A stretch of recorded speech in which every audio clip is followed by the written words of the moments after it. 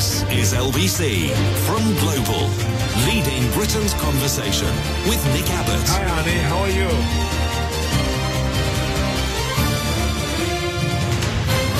Well, let's get back to it. The Eurovision Song Contest has become tainted. Yeah, you got that right. Have you seen the British thing? Oh, my God. Well, I'll get to that in a while. I couldn't believe it. I mean, I don't normally watch that programme, but it just happened to be on and I was flipping around, just minding my own affairs. Da-da-da-da-da. Rock and roll! And I came upon a video of that, the British entry. I've never seen anything like it in my life. Well, anyway, I'll get on to that in a minute. The weather! Oh, finally. After temperatures reached their highest of the year today, the Met Office issued a yellow warning for large parts of the UK for thunder, lightning. Very, very frightening. The UK will have high temperatures for the start of the weekend, but forecasters warn that it will all go pear-shaped on Sunday. It has shown as summer, and then it's going to take it right back again. Experts say that heavy showers and thunderstorms could lead to some disruption in places, especially to travel. Isolated flooding is possible, they said. There could be damage from floodwater, lightning strikes, hail or strong winds. Driving conditions will be terrible. So if you must travel, be sure to tailgate to the car in front and drive at least twice the speed limit where it is dangerous to do so. Of course, if you are driving a van, you will already be doing this. Thank you. The south of England saw highs today of 77 degrees Fahrenheit, with potential temperatures reaching 80 on Sunday. And if I must, I will translate His Majesty's Fahrenheit to European woke surrender centimetres. It's so easy, an idiot could do it. You simply double it and add 32 to go from Fahrenheit to centimetres. So double 80 is 160, and 160 plus 32 is 192. Wow! The temperature's going to be 192 centimetres on Sunday. And what's that, about 6 foot? The temperature will reach 6 feet on Sunday. Can you believe that? No. Scotland and Northern Ireland are also expected to enjoy warmer springtime weather, with 22 degrees forecast on Saturday for Glasgow. Rubbish. I mean, I'm going to have to check on that while you wait. One moment, please. Aha, just as I suspected. What did I say it was going to be? One moment. Wait, here it is. 71. Well, that is true. I can't believe it. 71 degrees in Glasgow. But it will be raining tomorrow, and raining on Sunday, and raining on Monday, and raining on Tuesday, and raining on Wednesday, and raining on Thursday, and raining on Friday, and raining on Saturday. That's Saturday the 18th. But it will be followed by rain on Sunday, and it'll be raining on the Monday, and raining on Tuesday, and raining on Wednesday, and raining on Thursday. Every single day for the next 2 weeks. So it'll be warm and moist. The spell of warm weather caused fire services in Dorset, Wiltshire, Hampshire and the Isle of Wight to issue wildfire warnings for the weekend. Warning, warning. Are you kidding me? 1 week of pleasant weather and we're on fire? Deputy Chief Meteorologist Tony said many places will start fine and warm on Sunday, though it is likely to become cloudier from the west, accompanied by scattered showers which could be heavy with thunder, said Deputy Chief Meteorologist Tony. But he's just the deputy. I want to know what the Sheriff says. Sheriff says that along with the wind and the rain next week, the temperatures will drop back to closer to average for the time of year. Oh, no. Yeah. Would you like to hear the long-range forecast for the next 4 weeks? No. At first, unsettled. This is the next couple of weeks. At first, unsettled, most areas will be affected by showers. Mostly. Followed by a greater chance of long dry spells. Followed by a greater chance of long dry spells between the showers. Temperatures a little above average. That's the next couple of weeks. And then, last week in May, first week in June. June. Blimey, it's practically June already. It's almost Jesus' birthday. June. So last week in May, first week in June. This is where it gets serious. At first, rain. But also sunny spells with slightly above temperatures, feeling warm in any sunshine. Sunny spells with slightly above average temperatures, feeling warm in any sunshine? We'll take it. Oh, and you know what's happening tonight? A rare and powerful solar storm may occur in outer space today, which could wreak havoc on us down here, you know. The little people. But it ain't like you think. It ain't leprechauns, don't you see? It's little men from Mars or somewhere. And it ain't a toadstool they're under. It's a spaceship. At least 5 streams of plasma, known as coronal mass ejections, are heading towards Earth, prompting the National Oceanic... Can you imagine being a secretary at that place? Hello, you've reached the National Oceanic and how can I direct your call? Can you call back later? The National Oceanic and Atmospheric Administration. That's way too many syllables. That's almost all of them. The National Oceanic and Atmospheric Administration have issued a severe geomagnetic storm watch for tonight and into the weekend. The National Oceanic and Atmospheric Administration released a statement. They said... The unusual event could disrupt electronic devices like GPS. You won't know where you are or how to get to where you want to go, unless you can read a map. Yeah, I'm kidding. No one does that anymore. The coronal mass ejections exploded from a massive sunspot. It's like if Dr. Pimple Popper was an invisible space wizard. Coronal mass ejections are explosions of plasma and magnetic fields from the sun's corona, which cause geomagnetic storms when they're directed at Earth. Educational, no? No. My corona. The ejections cause a major disturbance of the Earth's magnetosphere, which sounds like something out of a Marvel comic.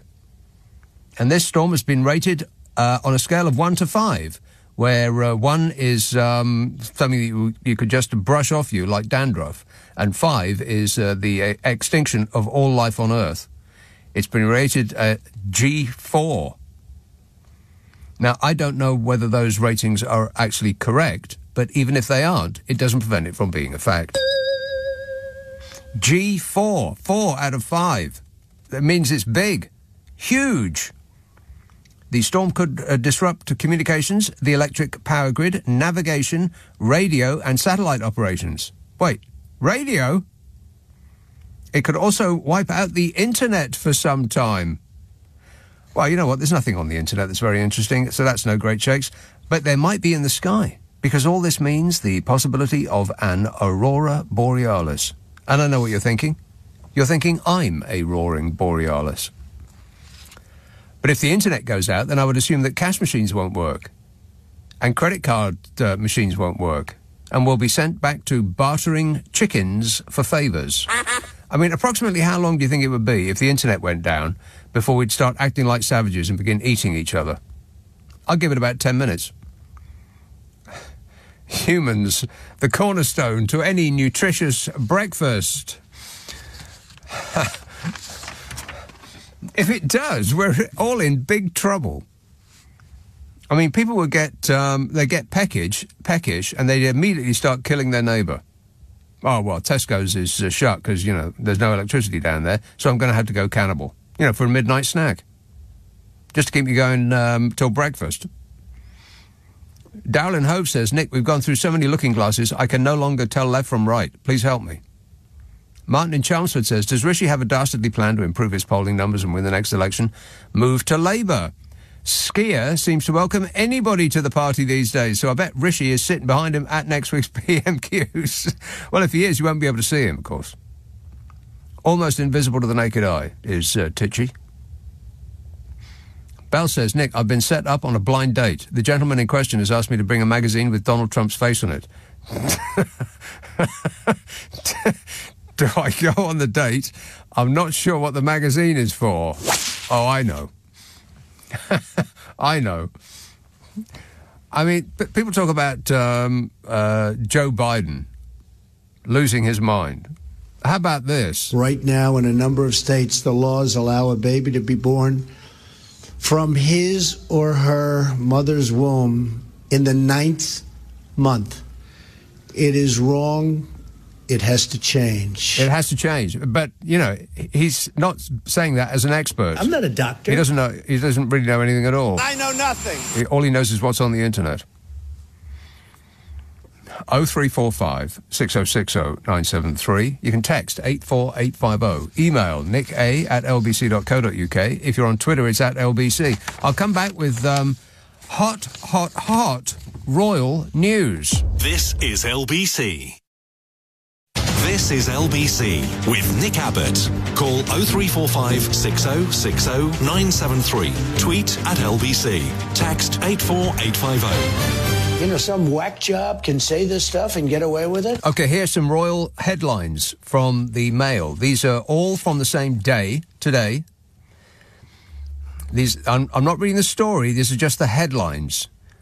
Resurfaced clip shows 21-year-old Prince Harry gushing about Prince William, saying he's the one person I can talk to about anything. That's the first one. Do you see why I married him? He speaks the truth. Meghan gushes about so smart Harry. And so smart is in inverted commas. Headlines about the royal family in the Mail Online today, on one day. The Sussex's royal tour. Meghan beams as she waves to crowds and Harry takes part in games with locals during first engagement on 3-day visit to Nigeria. Harry takes the lead while Meghan adopts a supportive +1 stance as the couple kick off their Nigeria visit. Body language expert reveals, suggesting the couple are taking turns being the more dominant one. Wow, that's a little bit too much information. Can you believe that? Disgusting. Following in his mother's footsteps, how Harry is continuing the unfinished work of Princess Diana with royal-style tour of Nigeria 34 years after iconic moment when she held hand of leprosy patient. These are all headlines. Kate is doing well after her cancer diagnosis, Prince William reveals, as he talks about family during visit to the Isles of Scilly. I mean, talk about silly. Headlines in the Mail Online about the royal family on one day, today. Prince of Pasties. William snaps up local favourite for Kate, George, Charlotte and Louis during his tour of the Isles of Scilly.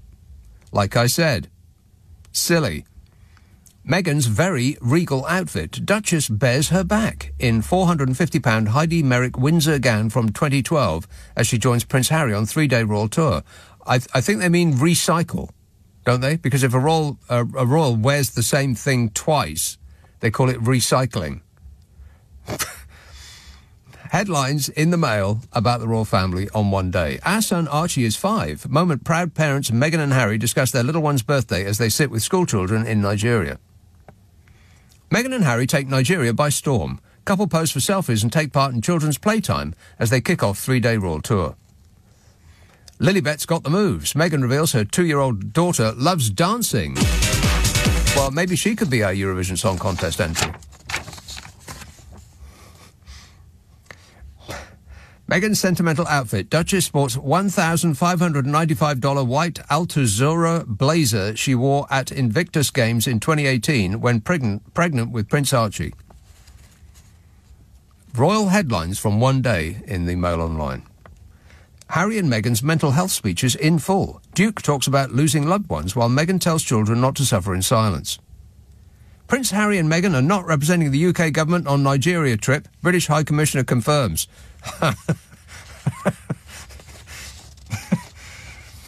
Why is Prince Harry always wearing bracelets? Any ideas? We have to read the story. And all on one day. And that doesn't even include the columnists who are writing about the stories that are in the Mail Online. Maureen Callaghan, it's royal revenge. Harry snubbed, alone and utterly irrelevant. And our discount Duchess Meghan seemingly less popular than Lauren Sanchez. Who's that? Richard Eden. The real reason that King Charles won't see Harry, as revealed to me by palace insiders. Which is often code for, I just made this stuff up. I mean, I'm sure he didn't. I'm sure he does actually have the inside scoop. Jan Moyer says, what do Charles and William think about the Spencers' very public embrace of Harry, which could cast them in cold and unflattering light? Well, only if they're cold and unflattering. Ephraim Hardcastle says, Prince Harry's appearance at St Paul's Invictus excitement will be seen as a victory for Team Sussex. You know, but apart from that, there's barely a word written about them. Good grief. No wonder they wanted to get away. This country's lost its mind. This is what this country's mind sounds like. We've lost it. Neil in Tenby says, Nick, as we all know, you're a massive Eurovision Song Contest fan. Will you be watching it live when you present your Sunday evening show or Saturday evening show? Will it be on catch-up? No and no, in that order. Also, tell Carol McGiffin that Laurel and Hardy are the absolute best. Oh, right, yeah. Yeah. Text Crown the Witch, song number 10 tomorrow. What does that mean? I have no idea. Oh, my God. I accidentally saw the British entry into that stupid contest. I cannot believe that stupid contest is not only still going, it's getting bigger. Because I was flipping around and they have semi-finals, for crying out loud. Like it's the World Cup. Semi-finals. Are you kidding me? That means that there are even worse songs than the ones that were being inflicted on us. People tried to get in and lost. There was this article about just that in the Mail, and I have detailed files. Don't you worry about that. And I found myself in weird agreement. Now, not that I want to talk about this very much, but I'll just get this out of the way. Somebody called Nana Akua, whose work I am unfamiliar with, writing in the Mail. 5 half-naked men simulating sex acts in a grotty neon-lit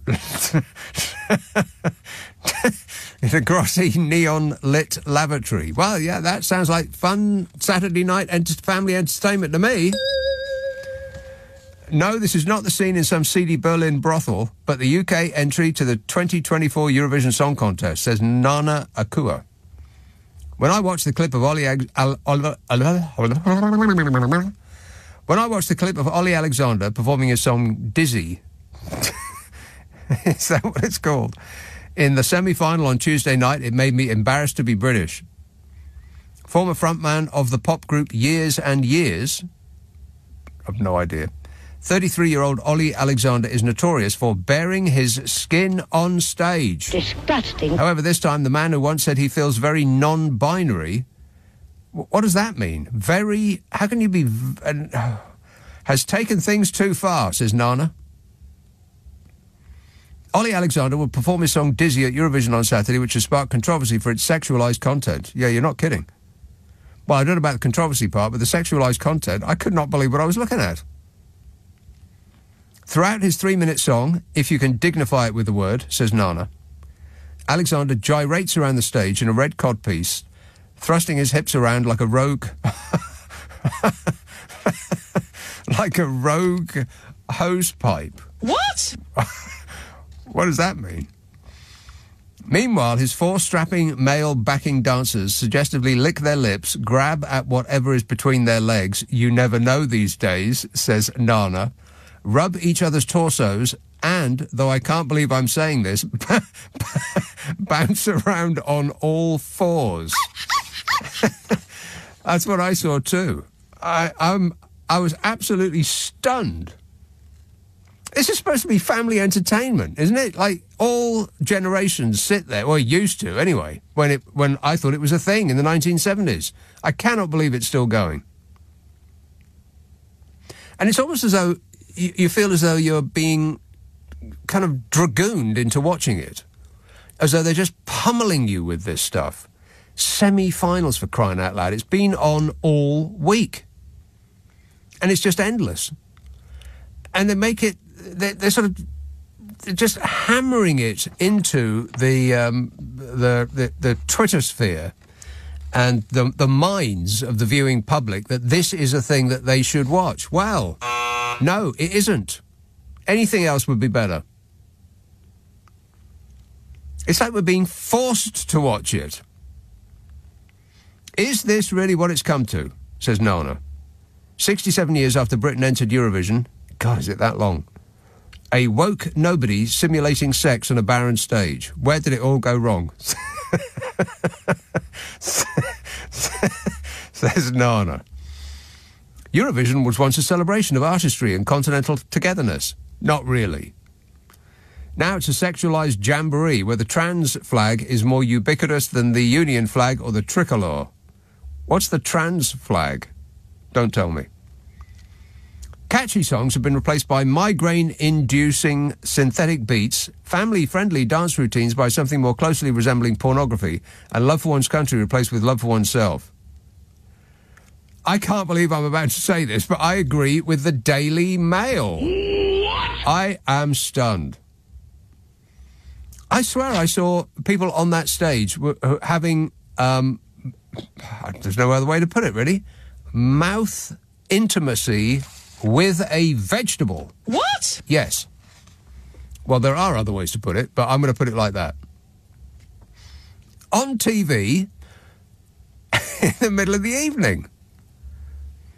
Am I hallucinating or is this real life? Nana says, it might be hard to believe, but there was once a time the UK put up acts who were fun and talented and proud to be British. Lulu's brilliant Boom Bang a Bang. Who can forget that? Sandy Shaw with Puppet on a String. Who can forget that? Brotherhood of Man, Save Your Kisses for Me. Who can forget that? And Katrina and the Waves, Love Shine a Light. Who can remember that?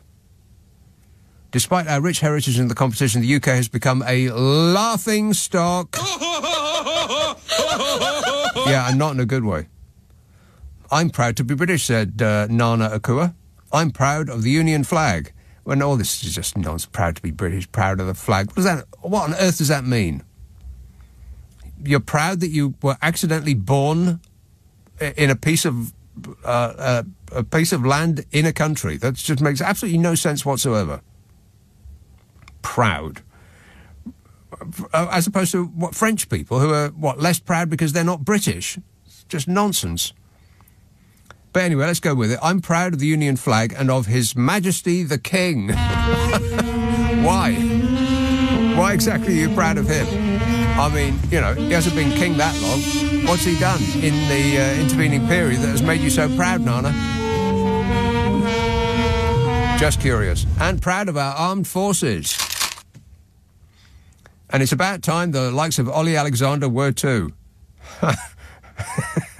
It's only because of our great country, oh God, and the ultimate sacrifice paid by those who came before him that Mr. Alexander is able to spend his life frolicking on stage singing his lewd pop ditties. I have no idea how old Nana is, but she sounds like somebody's nana, who would be appalled if that gets shown while all the family is grouped around a TV on Saturday night. I could not believe what I was looking at. But it's probably illegal to say any of the above. 0345 6060 973. Ed says, Nick, who would have thought a week ago Skier would have Natalie El Thicko on his Labour team? I bet she's gone with him to Dover so he can try and stop the wokes. Yeah, stop the wokes. The country's priority is to stop the boats. And at the same time, I think people know that I'm relentlessly focusing on stopping the boats. Wokes. And I'm relentlessly focused on stopping the boats. That's Wokes. one of my 5 priorities, stopping the boats. And I think people know that I'm working night and day. Yeah, stop the boats. Yeah, we get it. And still they come. In ever greater numbers. While you say you can't see any. Andy in Bristol says, Rishi Sunak, over the last 3 months, there is no recession, there is no recession, there is no recession. Today, my savvy economic decisions have pulled this country out of recession. And you can all feel great about it. Isn't it marvellous? Yeah, I mean, I think the economy grew by, 0.0... You'd need a microscope to see the tiny amount that this economy grew by. And aren't you feeling better already? No. I mean, isn't it really, filtering through that whole trickle-down economics thing? Are you feeling the benefit yet? Well, stick with the plan, because we've got a plan, and, the plan is working. We must stick with the plan, otherwise we'll have to go back to square one with the Labour Party. We have a plan. Or you just go back to square one. That's why it's so important we stick to this plan. Let's go back to square one, like right now, with whatever is left of the Labour Party. I think the Conservative Party are performing a reverse takeover of the Labour Party. How many ways can we be disappointed? Let me count. 0345 6060 973. Text 84850. Email nicka@lbc.co.uk. If you're on Twitter, it is @LBC. Is it on tape, Mr. Man? Is it on tape? No one's told me. Is the news on tape? No one's told me. We don't know. Well, that's alarming. OK, I'll just guess. Nick Abbott on LBC. Call 0345 6060 973. This text says, I saw Jeremy Hunt on the TV earlier today, and judging by his somewhat startled expression, I can only assume that he inadvertently sat in a sharp spike. Yeah, what is it with that man's face? He looks like he's being... I've never seen anybody who hasn't had a lot of facelifts look that surprised before. I mean, he's turning into Jocelyn Wildenstein. I think that's her name. You know, the cat lady. Just bizarre. It looks like he's been permanently goosed. Bristol, hello, John. Oh. An ecstasy of fumbling. Yes, John. Yes. There you are. Nick. Hello. Yes. Right. Yes. No, you come to me. Oh, I'm sorry. Time's up. No, hang on. Listen. Right. Right. Let's clear. I'll tell you what, John. I'll put you back on hold, and you can collect your thought. How does that sound? You're welcome. Andrew in Sunderland says, glad to see certain factions of the Labour Party have started fashioning defeat from the jaws of victory. They just need to let it go. Don't let the perfect be the enemy of the good, says Andrew. Well, you've got to stand for something. I mean, for crying out loud. If you're a club, you can't let everybody in. And this text says, another sneering Tory presenter on LBC. When will this end? You can't possibly be talking about me. A Tory? What? Have you heard this show before? And Martin says, Nick, we had to get the Factor 35 on in Glasgow today. I seriously doubt that, Martin. Well, don't worry, because you won't need it for the next 2 weeks minimum. It's going to be raining every single day. Orpington. Hello, Tony. Hello, Nick. How are you? Good, thanks. Right, I want to talk about the Eurovision tomorrow and the... You want to talk about it tomorrow? Oh. I'll call you back. Okay. No, we've got our representative, our entry is Ollie, I think his name's Ollie Alexander. Yes. Yes, and he was the main actor in the great series It's a Sin, which is the best 5 hours of TV I've seen in a long time, as Graham Norton said as well. It's very sad, but it relates to me a lot. But I think we might finish in the top 10 tomorrow. What's your opinion? I can't believe they're showing it on TV where people can see it. No, you've got to watch it. But I most certainly will do nothing of the sort. I've seen plenty enough. No, definitely not. No. Oh, okay. No, it's a catchy song. I've only heard it once. It is not a catchy song. It's the opposite of that. Maybe I should listen to it again then. Yeah. Or you could not do that. Might be better. Oh, I don't know, but we normally finish last, don't we? Yes, everybody hates us. Yeah. With good reason. Yeah, I suppose so. But I remember Gina G. I think, I was very catchy. But I just wanted to ring up and say that regardless of the song, It's a Sin, I highly recommend. Have you seen it? No, I've never heard of it. It's a Sin. No. No. If it's been produced by British TV, then I have to say I'm not very interested, because I can't think of anything I watch on British television, like the top 5 channels, apart from Match of the Day and the Antiques Roadshow. That's it. That's all I watch. Okay, fair enough. I want to ask you a question. Who do you support? Well, I don't really support anyone, but I prefer watching some teams over others. Okay. But then I'm just... Eh? Do you like Charlton Athletic?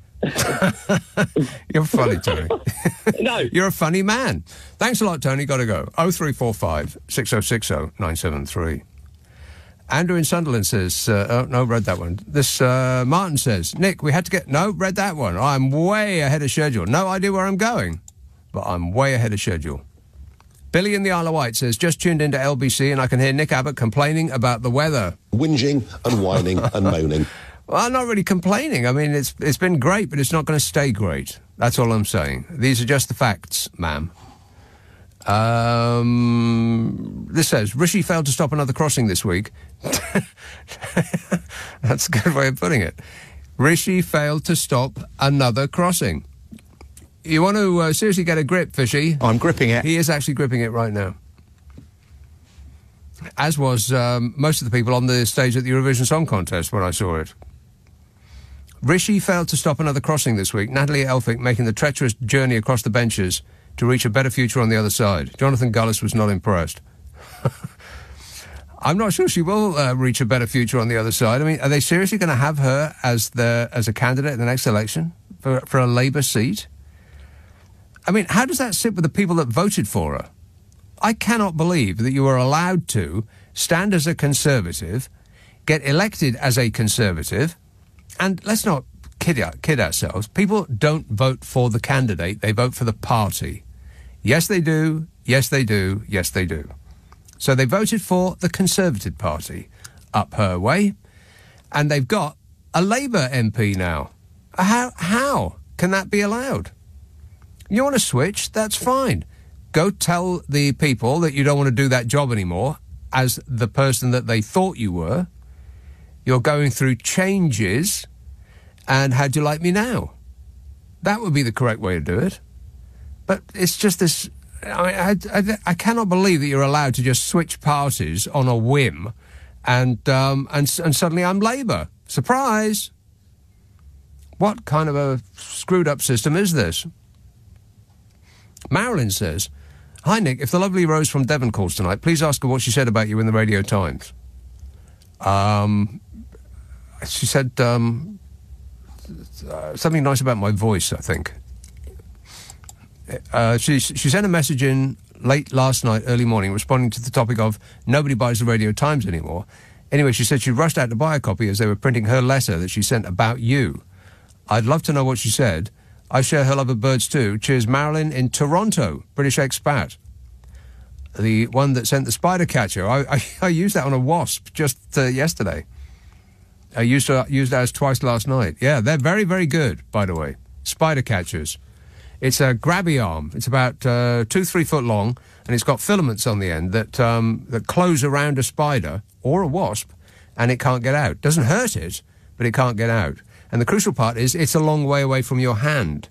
Because like people who don't like spiders, they try to catch it with a glass or something like that on the wall, and you slide a bit of paper underneath, but you're holding it. You've only got the thickness of the glass between you and the spider, and that will freak people out. I know that. But with the grabby thing, not Mr.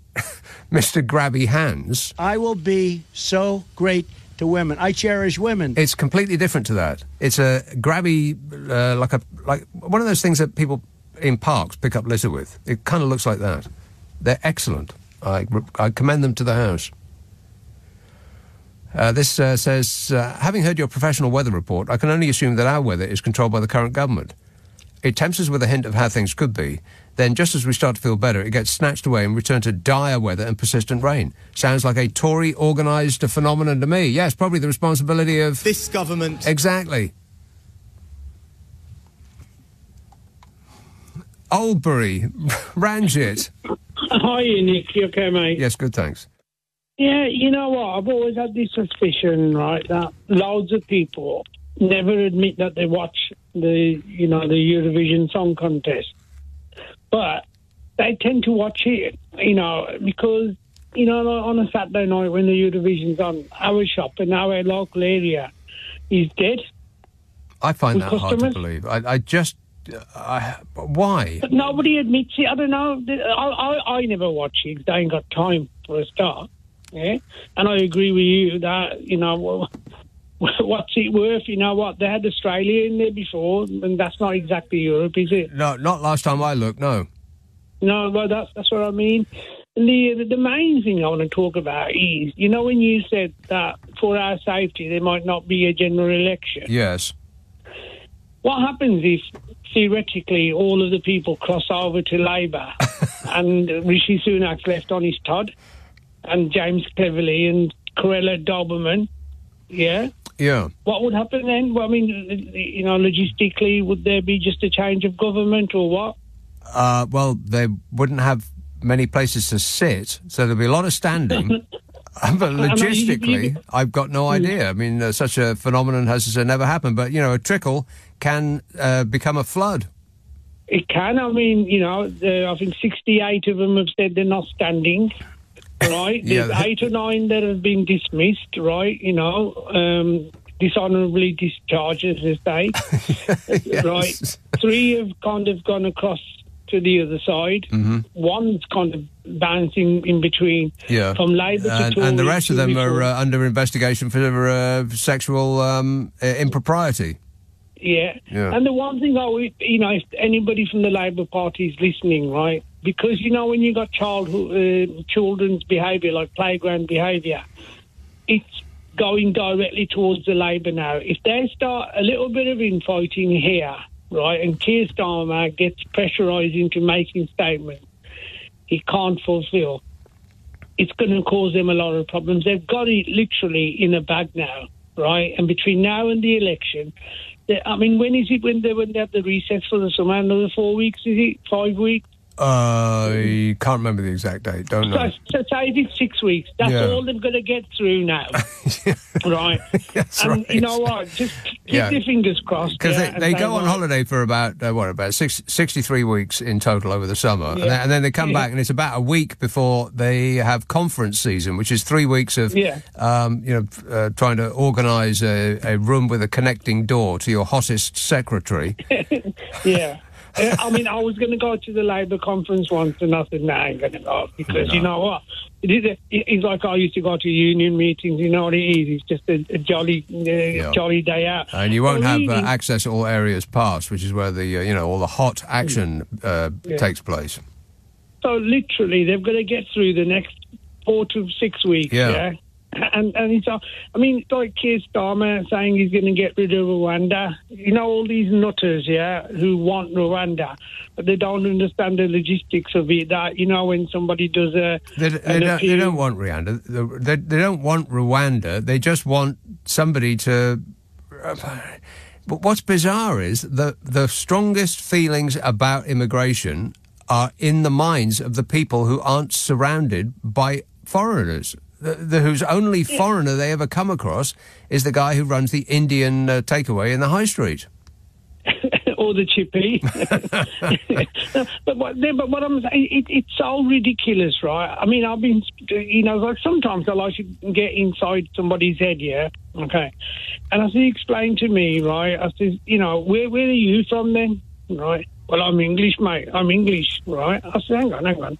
I says, was it the Anglo-Saxons or was it the Vikings? When I was a truck driver, people used to go to me, are you Indian or Pakistani? Right? I said, why? I'm actually British. No, but where's your parents from? Yeah. I said, well, India. I said, I'm Indian. I said, why do you ask? I said, well, you all look the same. And you know what? I got fed up with this for a while. Right? So I started going to them. And lorry drivers all look the same. I guess I guess they sort of do. They have that sort of saggy, baggy look about them from just sitting down all day and eating bad food. No, I got better than that. I said, mate, are you English or Irish? Oh, I'm English. I ain't Irish. I said, he says, why you ask? I said, you all look the same to me, mate. All right. Thanks a lot, Ranjit. Nick Abbott on LBC. Call 0345 6060 973. Oh, hello.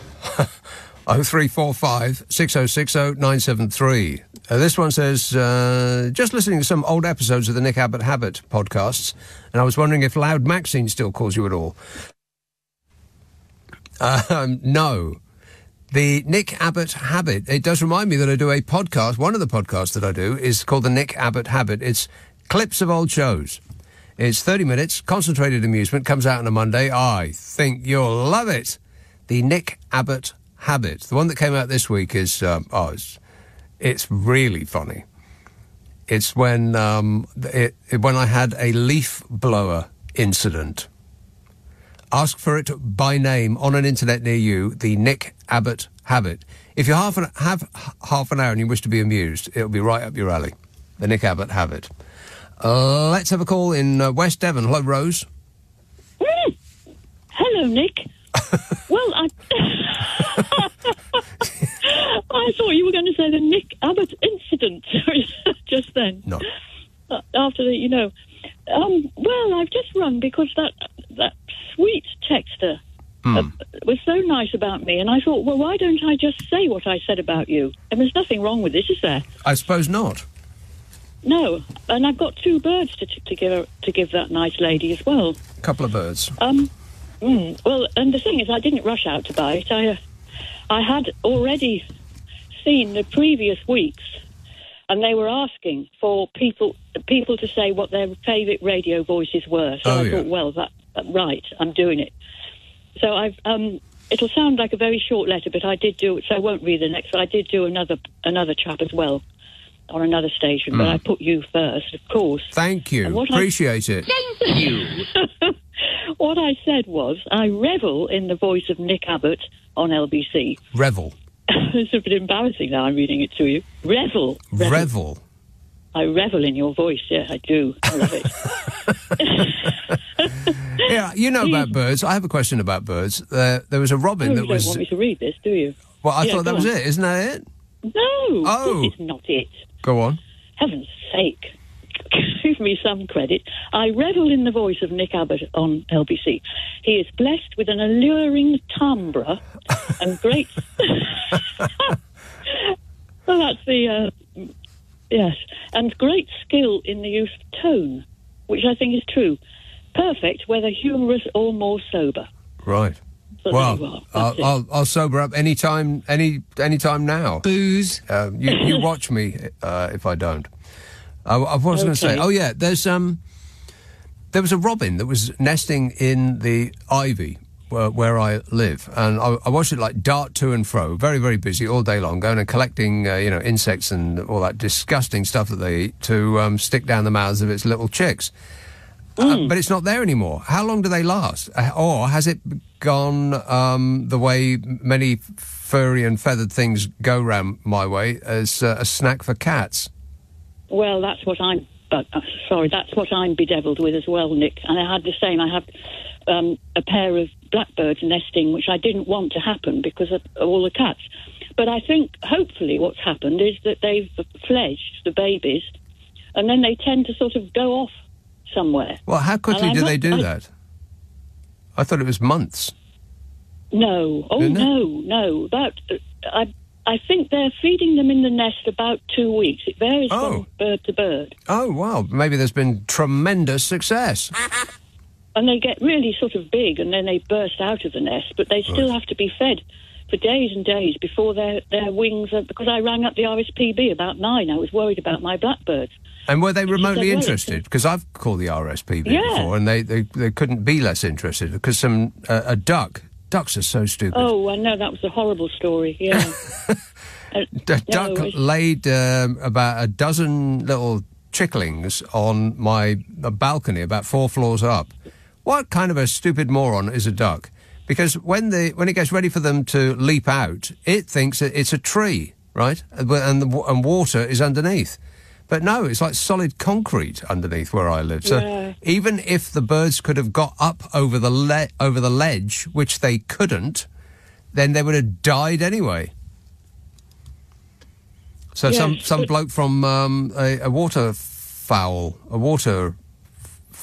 place, some foul water place, he came over and he scooped them up and put them in a bag.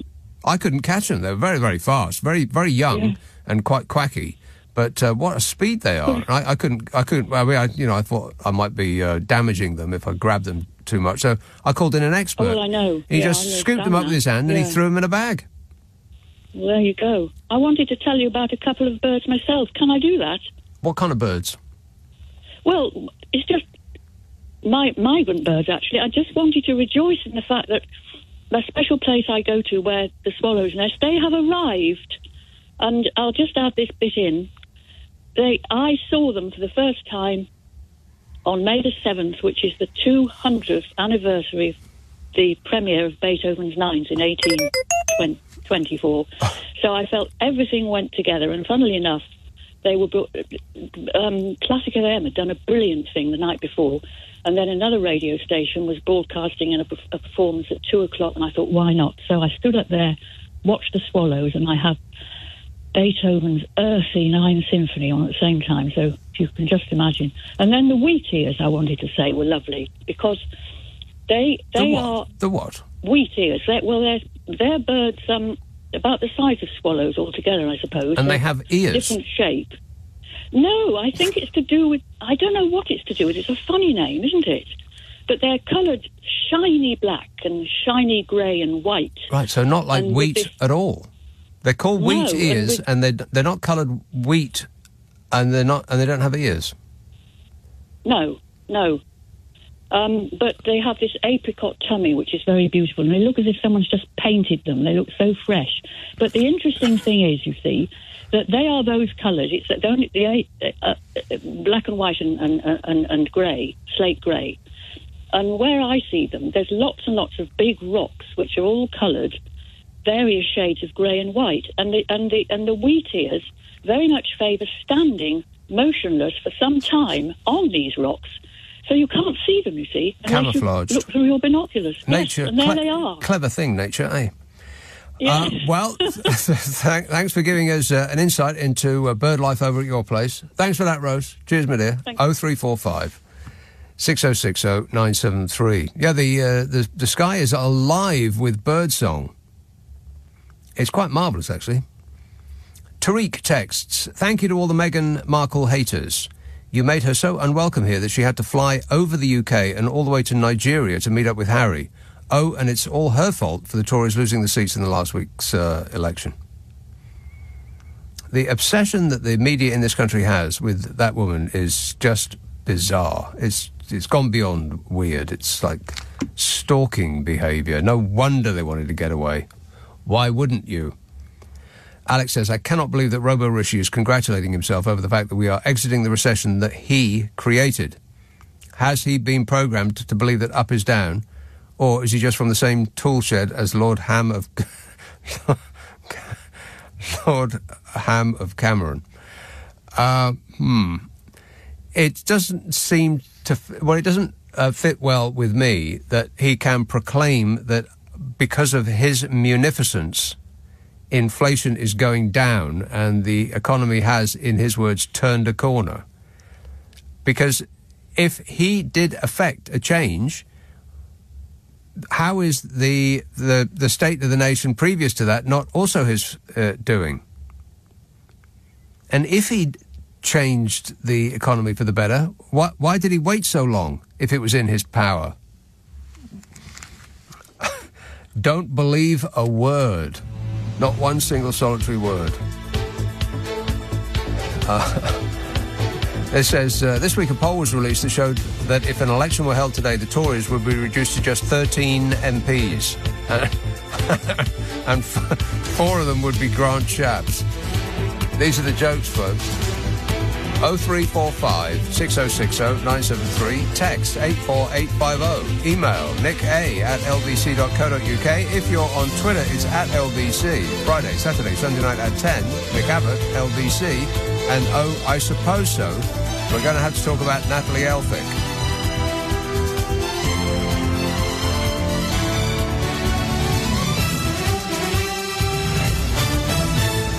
On your radio, on Global Player, and Play LBC. Leading Britain's conversation. This is LBC.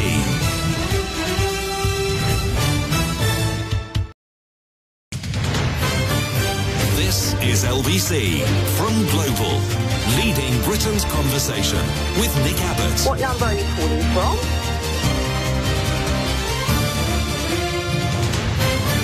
Hello, boys. 0345 6060 973. This text says, I have experienced a coronal mass ejection before, but that was in 1997 when John Major lost to Tony Blair. Funny really how history is about to repeat itself. This says, do you think Rishi grips it? Well, I'll read ahead. One moment. No, not that one. Graham says, the internet must be the most idiotic invention since the atom bomb for the trouble it causes. As for social media, it's the home of liars, ghouls, bullies, the gullible and knuckle-draggers with nothing better to do. No wonder mental health is a big concern these days among the kids. I couldn't agree more, Graham. Completely correct in every respect. Yes, it's overall, I suppose, it's a positive, but there's just so much that's not positive about about social media and the internet in general. Merthyr Tydfil, Jeff. Hey, how are you doing, Nick? Good, thanks. Thanks, boy. Good. Coronal mass ejections. Yes. They are quite spectacular, and I'm looking forward to it. Of course, down here, we in this neck of the woods, we are a bit astounded that the Labour Party, all they've got to do is nothing, and they can't do nothing. They start off up there by taking Natalie Elphicke on board, and down here, Nick, they've sort of completely lost it. They've gone into a coronal mass ejection. They are off the wall. What happened was that we had a new guy adopted as First Minister. Yes. And since then, it's gone mayhem. They are at the point. Well, last week I was away, but the week before, the one thing about the Labour Party in South Wales is discipline. They, no matter what happens in the Labour Party, they stick together and they won't say a word, but they have. They are now criticising each other. It's all over that. I did tell you a couple of weeks ago about the new FM taking £200,000 off a very dubious character who was dumping illegal waste on the Gwent levels, amongst other places. Right, well, I don't know anything about that. Yeah, nobody knows yet. We won't talk about that. All I'm just saying that the regular rank and file are getting up in the Welsh Assembly, the Senate, and saying this is wrong. And they're fighting amongst themselves, which is Labour's trick, isn't it? That's what Labour does. It fights amongst itself and then wrestles itself to the ground, and then the Tories step nimbly over it and take the tape every single time. And shouting 20 miles an hour. That's all they need to do, and they're doing it. I thought that they had rode back on that. They're still going at it strong down this neck of the woods. This is where it all kicked off from, if you remember. Yeah, but 20 miles an hour is okay around town. It just is. It's just people behind the wheel of a car. They want to feel like Stirling Moss or whatever is the modern equivalent. It's who's the modern equivalent? Stirling Moss? No idea. You fail this test. Yeah, they want to feel like, they're manly and they're behind the wheel of a thrusting automobile, and 20 mile an hour, it feels like they've been demasculated, isn't it? So they just bridle against it. But for crying out loud, when you get out of a car, you become a pedestrian. And being a pedestrian, it's a much more pleasant experience if cars are just creeping by at 20 miles an hour, which is a perfectly reasonable speed to go if you're around town, rather than blasting by you at 30. It just is a completely better lifestyle. It just is. Now, I know that that's not exactly your point of view, nor is it the point of view of many people in Wales about this blanket 20 mile, but maybe they're just using it too much. If you're in town, you should be driving at 20 the end. I am entirely in agreement with you. It has transformed parts of Wales into habitable areas. There you go. And the whole point is that they know they're onto some nonsense winner like that, and they push it. It's utterly. But it's not. But it's not an election winner. People are just whining about it all the time, and they do in England as well. 20 mile an hour zones, and it's almost as a threat to their masculinity. Mostly men. Mostly. Perhaps it's that business with you describing the British entry into the Euro. Oh, you wouldn't believe your eyes, Jeff. I recommend you don't watch it. But yeah, it's just the difference in your arrival time on an average journey, because most journeys in cars are between 5 and 10 miles. I mean, most journeys aren't hundreds of miles up the motorway where you wouldn't be expected to be doing 20 mile an hour. But if around town, 5, 10 miles, the difference in your arrival time if you're doing 30 and 20 is almost nothing at all. How busy are you? Exactly. I couldn't agree more. And it has, I can honestly say, down my daughter's neck of the woods, it has transformed the street. It is. But has it, though? Because do people actually pay attention to the speed limit? I bet they don't. Well, 20,000 people have been booked in this neck of the woods. Yeah, for exceeding the 20 mile an hour.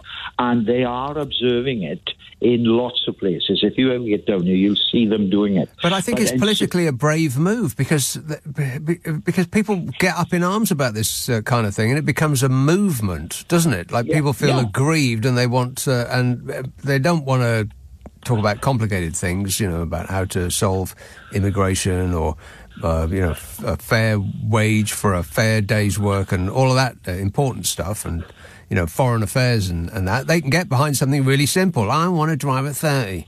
So it's the kind of thing that loses people elections.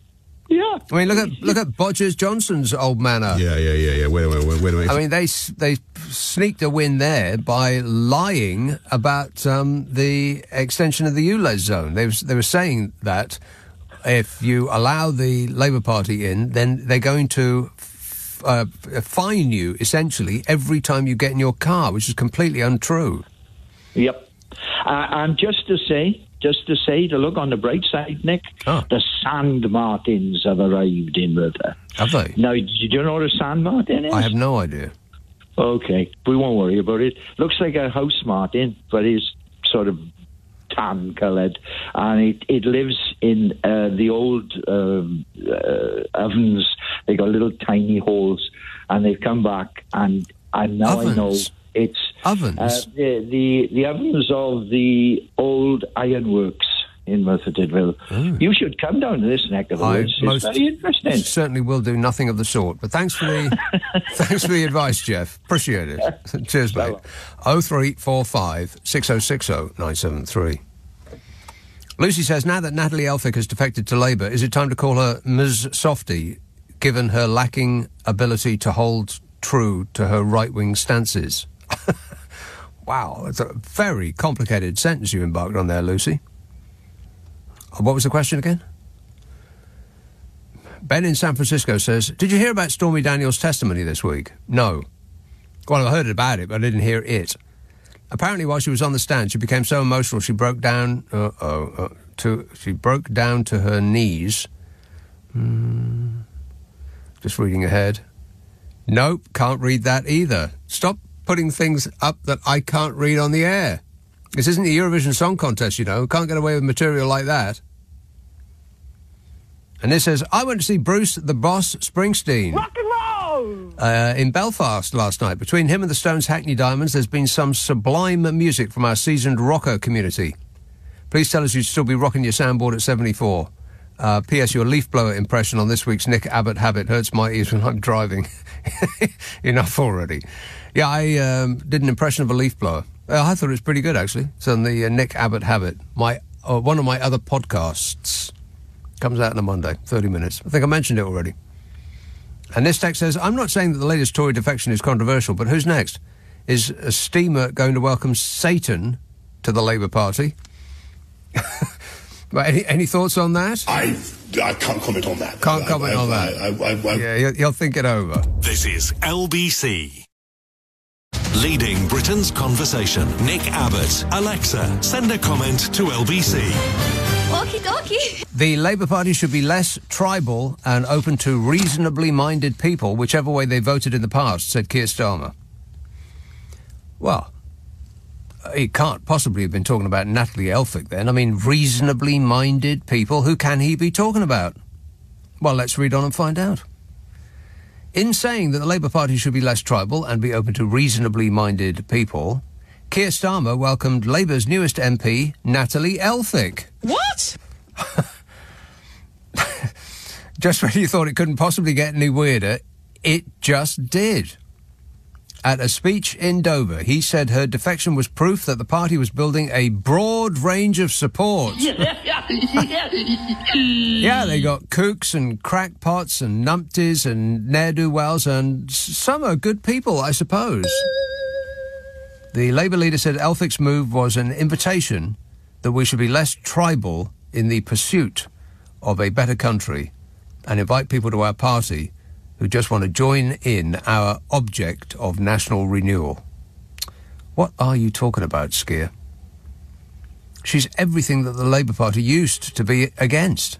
Have you seen her voting record? Or doesn't it matter what you think to be welcomed into the arms of the new Labour Party, unless, of course, you're a socialist, in which case we don't require your services. Asked where he would draw the line with right-wing politicians and whether he would welcome Nigel Farage into Labour, he said he, quotes, wanted to bring as many people with us as possible.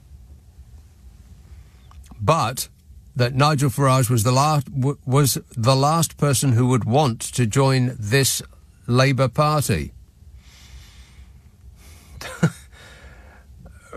Thoughts, Nige? Nigel Farage is not fit and proper to be in government. Yeah, that's not saying that he didn't want Nigel Farage. That was saying that Nigel Farage wouldn't want him.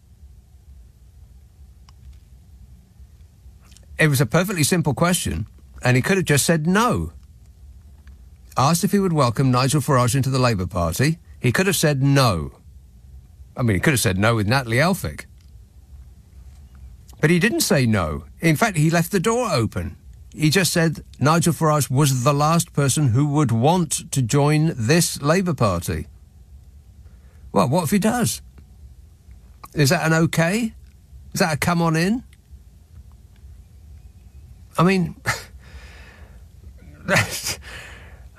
I continue to be not upset, just disappointed.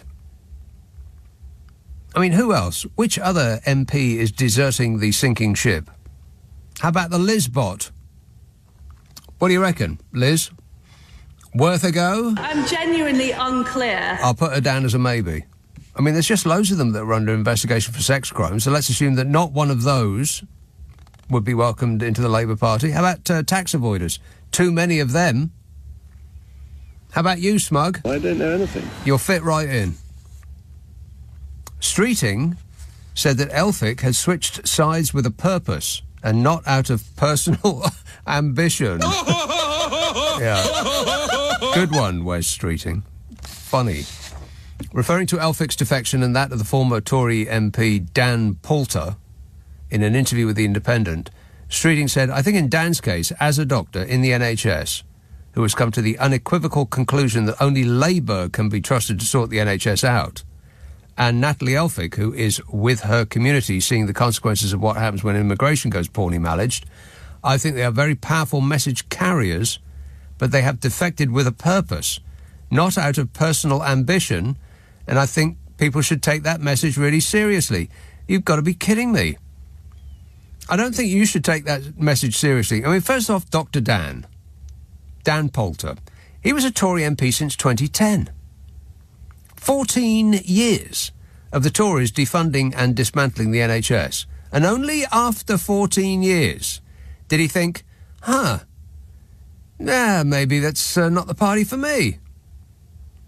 Only after 14 years did he feel strongly enough to actually make his feelings known about the NHS that he works in. Natalie Elphicke, the woman who went down to where the P&O workers that had been sacked to be replaced by cheaper foreign workers were protesting and thought that she was leading a chant of shame on you towards P&O and then realised that the workers were chanting shame on you at her for voting to allow companies like P&O to do exactly that, fire and rehire. I mean, that video is still available on the World Wide Web. It's priceless. If you have a dull moment in your day, I suggest you look it up. And Streeting said that he had spoken to more Tory MPs considering a move because of the division and incompetence of Rishi Sunak's government. But he said that there were limits. He said if Liz Truss were to cross the floor, I don't imagine that she would, but I would rather take the lettuce, he said. Well, you know what? At this point, I'm not so sure. I mean, it's just political point scoring from a leader that likes to say that he's above that sort of thing and criticises the Tories for acting in their own interests first, party second and country third. Well, what's this then on that scale? I mean, it's a lot of personal interest from Keir Starmer. There's a lot of party interest, but not much in the way of benefit to the country. Not really. And announcing her decision to switch parties, Elphick hit out at Rishi Sunak's tired and chaotic government. Again, it took her a while to come to that conclusion, didn't it? And accused him of failing to deliver on his promise to stop the boats, saying that Labour would bring a much better future for our country. Well, it would bring a much better future for its MPs, who are more likely to get to win their local elections at the general one next time round. Downing Street, meanwhile, pointed out that Elphick's repeated attacks on Labour's immigration policy and the Foreign Secretary David Cameron said her defection showed the opposition stood for nothing, which seems to make two of them. And the defections of those two Tories have, of course, nothing whatsoever to do with their side looking at losing the next general election so badly that their party might cease to exist. I mean, the Conservative Party might become invisible to the naked eye. So it's not self-interest. They just feel the urge to keep doing the nation a favour by doing a not very hard job that doesn't take much time for about 90 grand a year, £250,000 in expenses, subsidised everything, and then access all areas past to where the real power is. But apart from that, we appreciate your efforts. Thank you. This text says, it's quite a long text, it's deep and involved. It says, the fascinating roller coaster of prime ministerial tenures. In the thrilling world of British politics, we have witnessed some jaw-dropping prime ministerial tenures that make reality TV look like child's play. I wonder if this is cut and paste from an article in the papers. Take Robert Walpole, the record holder for the longest-serving PM, making 2 decades look like a leisurely stroll in the park. And then we have Liz Truss, who must have mistaken 10 Downing Street for a revolving door, bowing out after just 7 weeks. George Canning tried to keep up, but couldn't even make it past 4 months before checking out permanently. Oh, the drama. It's like a soap opera with power suits and parliamentary debates. I don't know, that seems suspiciously like a cut-and-paste job to me. And Chris in Stubbington says, hi, Nick, I really didn't get that clip you played about Donald Trump. You didn't get it? Well, it's perfectly simple. I do believe he was quite clear. Right now, in a number of states, the laws allow a baby to be born from his or her mother's womb in the 9th month. It is wrong. It has to change. Yeah, but Joe Biden's crazy. Right. Chris says, what on earth do Americans see in him? I have no idea, other than they've joined a cult. The Dingalings. He says, a few years ago, Trump was mocking a disabled journalist, the more vile he is. Then he suggested bleach for COVID. Why the Dingalings like him, it's embarrassing for America, says Chris. I understood some of that, Chris. Not all of it, but some. Let's have Plymouth. Julie. Oh, hello, Nick. Julie. Oh, I hope you're well. I had to phone you because you're the only person that understands us all. And you're like the Samaritans on Go. It's like, thank you. So, yeah, I'm really annoyed. I'm so annoyed. I'm annoyed about the Natalie outfit, and I'm also very annoyed. I watched Question Time the other night, and there was a sort of Corbynista commentator, a young lady, Grace Blakely, and all she did was speak over the Tory bloke sitting next to her and have a go at Lisa Nandy. And I'm just thinking, oh, he's sitting there grinning, thinking, "Oh, just let these two go on with it." He's not been held to account for anything. It's ridiculous, Nick. Bloody ridiculous. Well, I recommend you stop watching it, Julie, because it's not doing your blood pressure any good. Just check out. Right. Just tune out. I've got my own machine, so I've been checking it. But it's just, you want to be involved and engaged. But, like you say, silly things are happening. That annoyed me the other night. That annoys me any time that the sort of left. I can't bear to watch that programme. I just can't, because there's just rehearsed lines over and over again, and you can tell they go into robot mode as soon as they're on that show. It's just insufferable. I can't watch it. I've been in the audience years ago when I lived in Norfolk, yes. And how did you get into the audience? What's the process?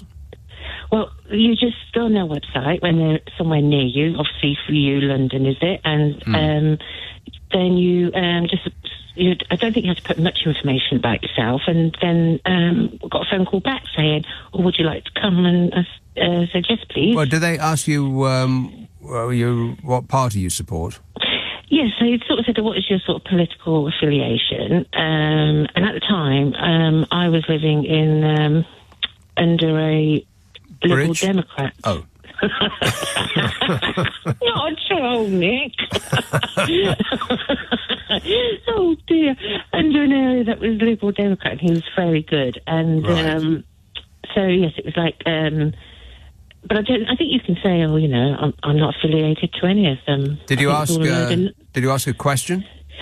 I asked a warm-up question, but I was on the camera came to me a lot. I was like, my family rang me up. The camera kept coming to you, and I was like, because I was wearing a nice red jacket with a black lapel.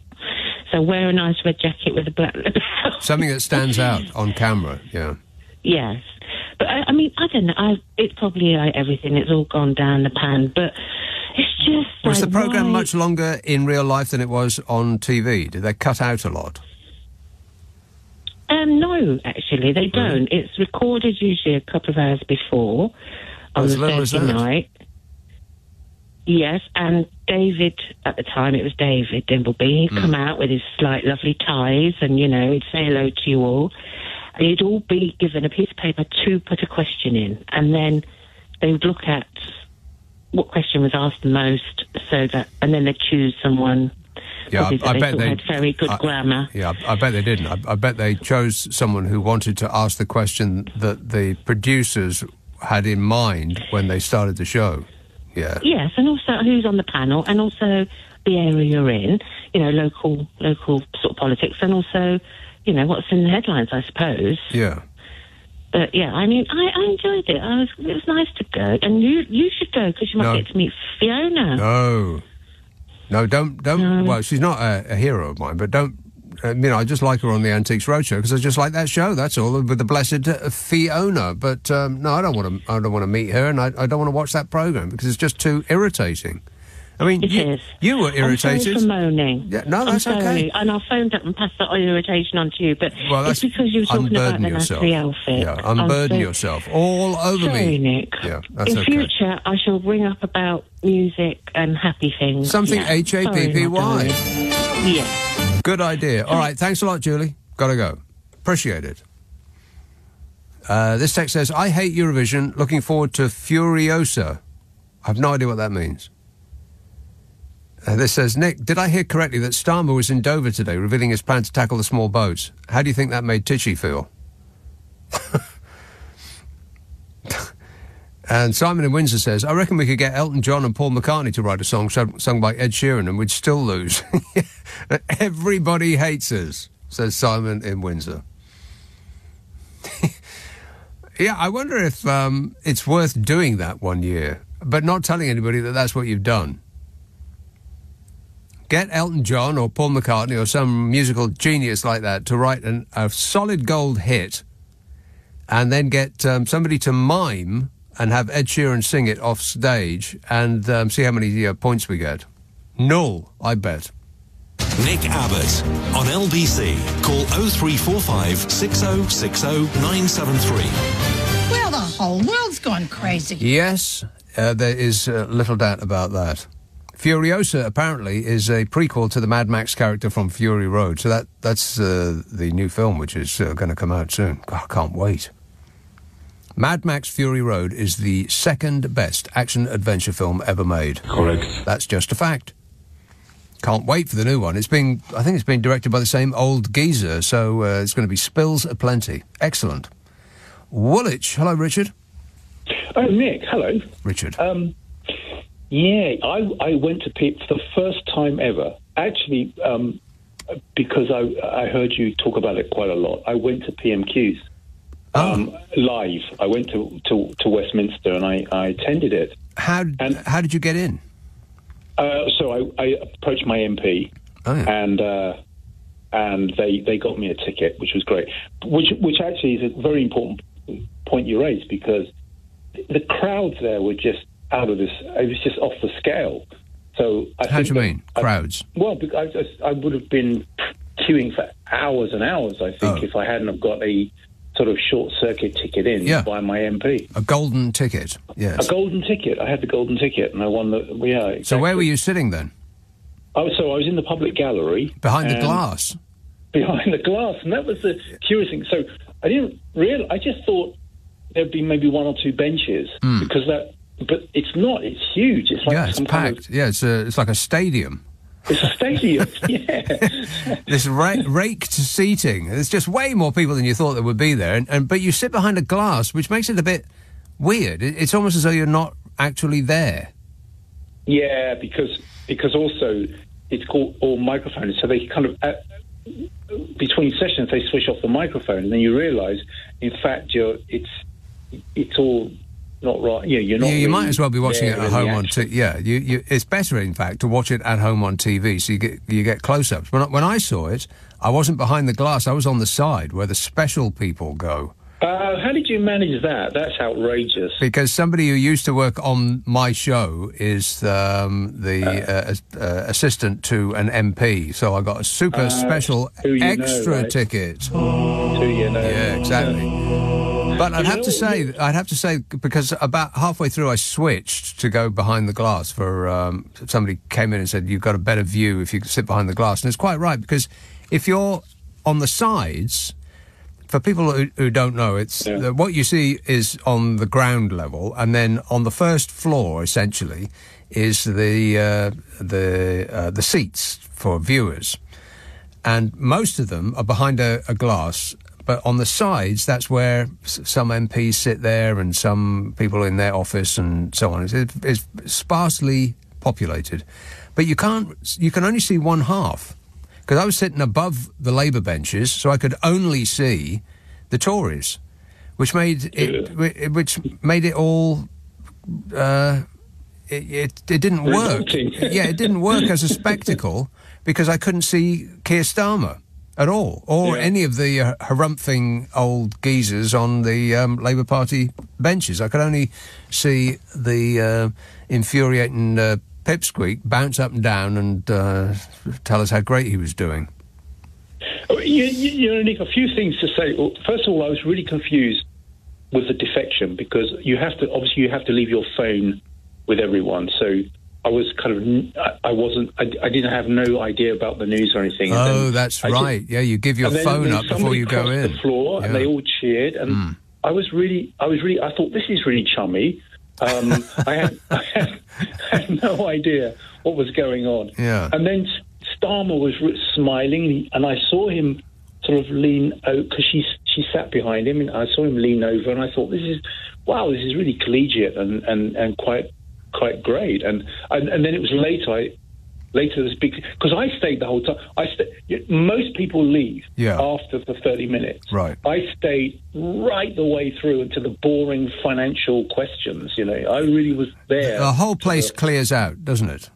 Yeah, all of the MPs, they get up and leave. Yeah, they all cram in to as many as they can to sit on those benches while many are left to standing. But they're only there for that 30 minutes.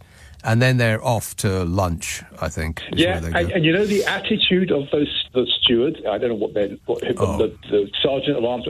So when all the crowds are there, they're shouting. They're really shouty, and I found quite rude. They're all in penguin suits. Yes. But when they all clear off, and I stayed on, suddenly they became rather kind of subservient to me. They kind of came up and said, "Oh, are you enjoying it, sir?" and all the rest of it. It was really, the switch was quite amazing. Yeah, it's a weird combination of a very officious, like sort of prefect behaviour, and going out of their way to be pleasant as well. You don't really know what you're going to get, because I had my pass around my neck and it slipped inside my jacket. And some bloke burst, it was almost as though he burst out the walls and started yelling at me that I'm not going anywhere unless I show my pass. Yeah, but that's really funny. Do you know the funny thing about that? I found I was sort of waiting to get in the kind of the main hall area, and first of all, it felt like I was at the Oscars. I was just seeing all of these faces that I've seen on TV, Duncan Smith and all the rest of it, and Cash, and it just felt. I just felt, wow, this is really weird. And then they were, every time they went to enter into the chamber, the police were there asking for passes. It didn't matter who they were. Right. And then Rees Mogg, he just kind of glided through, and he went there, and the police said, "Oh, you may enter, sir," and they didn't even look at his pass. Well, it was just ghastly. Who could look like that? I mean, a doppelganger for him? I think not. Like a stick insect, perhaps, but other than that. Did you see the speaker waft through doing his little his pre-PMQ's dance?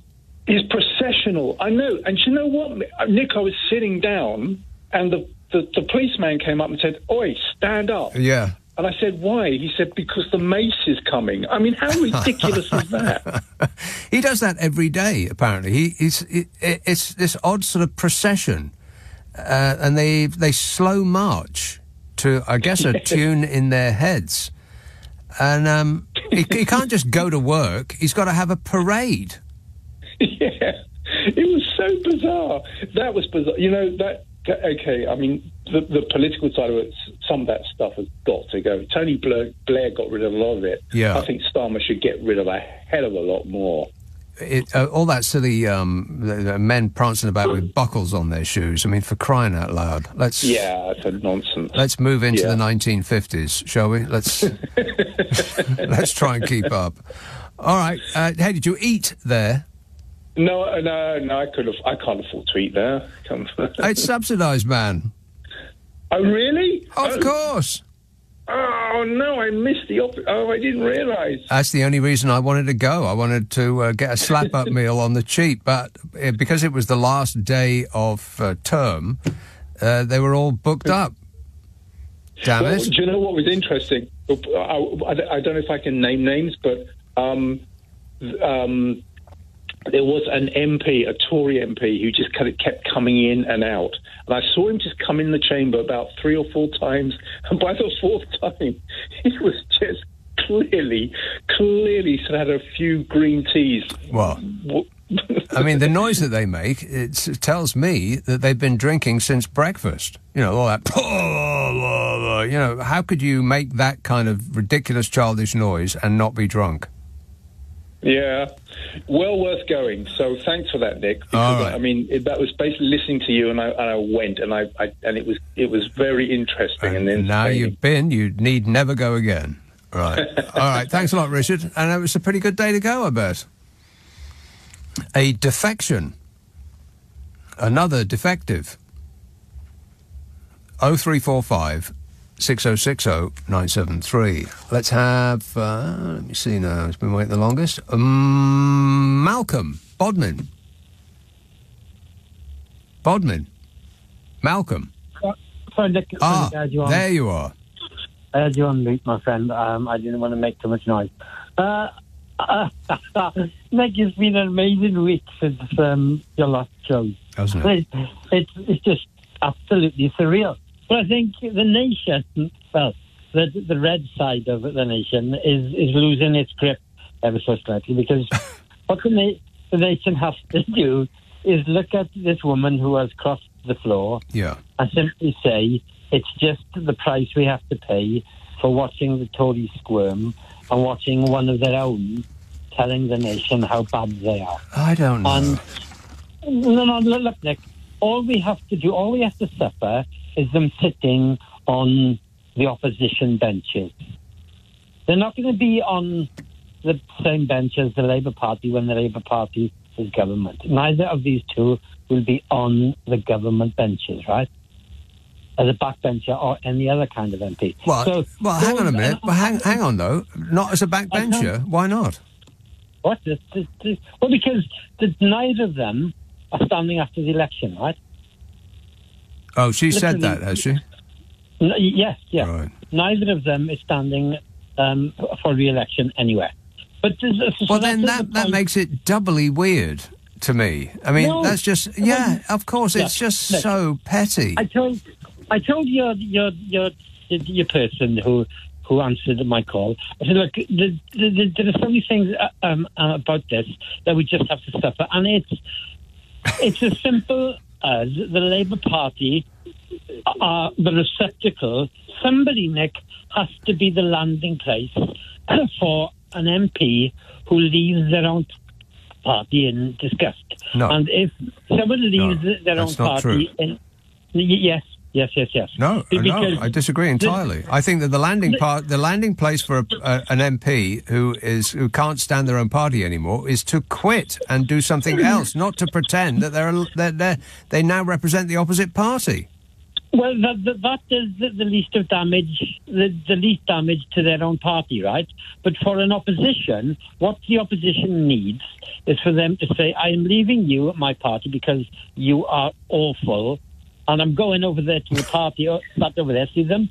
They're going to be in the next government. I'm just going to sit with them for a few months to make you as uncomfortable as I possibly can. Or sit with them for the next few months and continue to take your salary.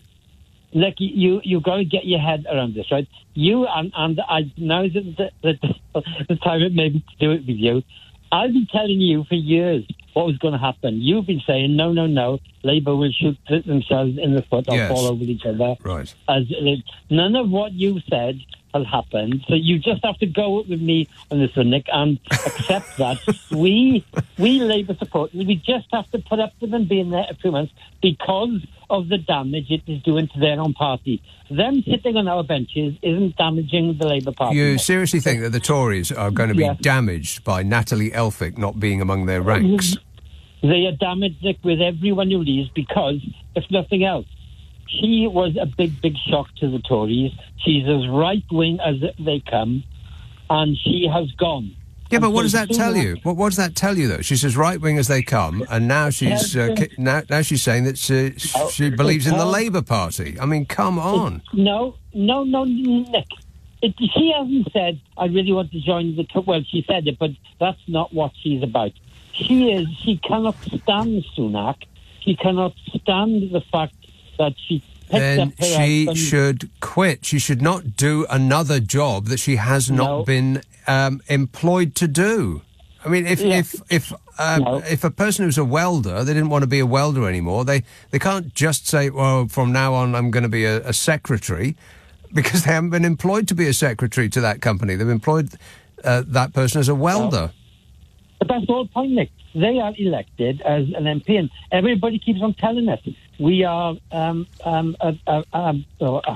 one-seat democracy type nation. We elect an MP. We don't elect a government. Yeah, but that's not true, though.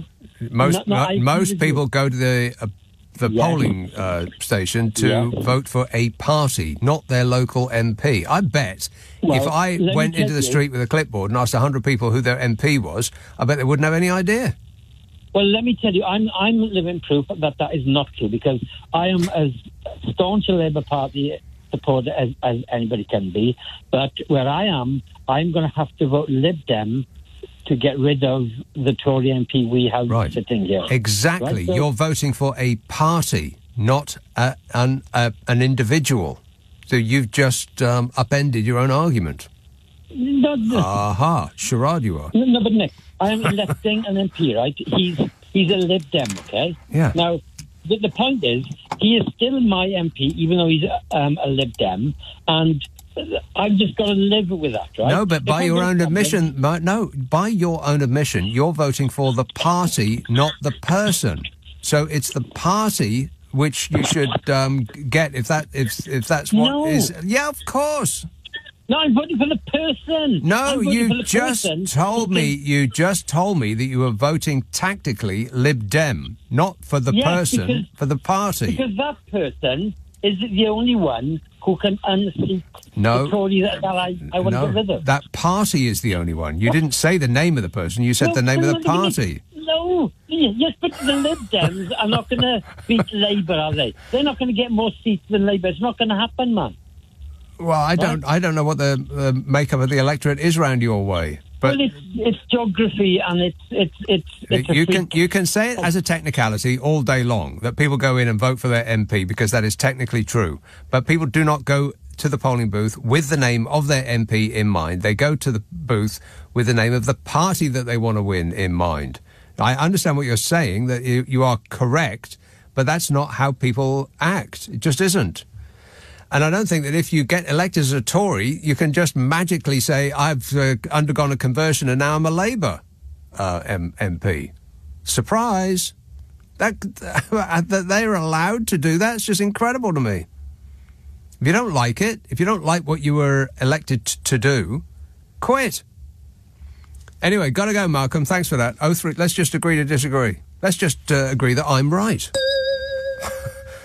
This is LBC with Nick Abbott. Call 0345 6060 973. Tweet at LBC.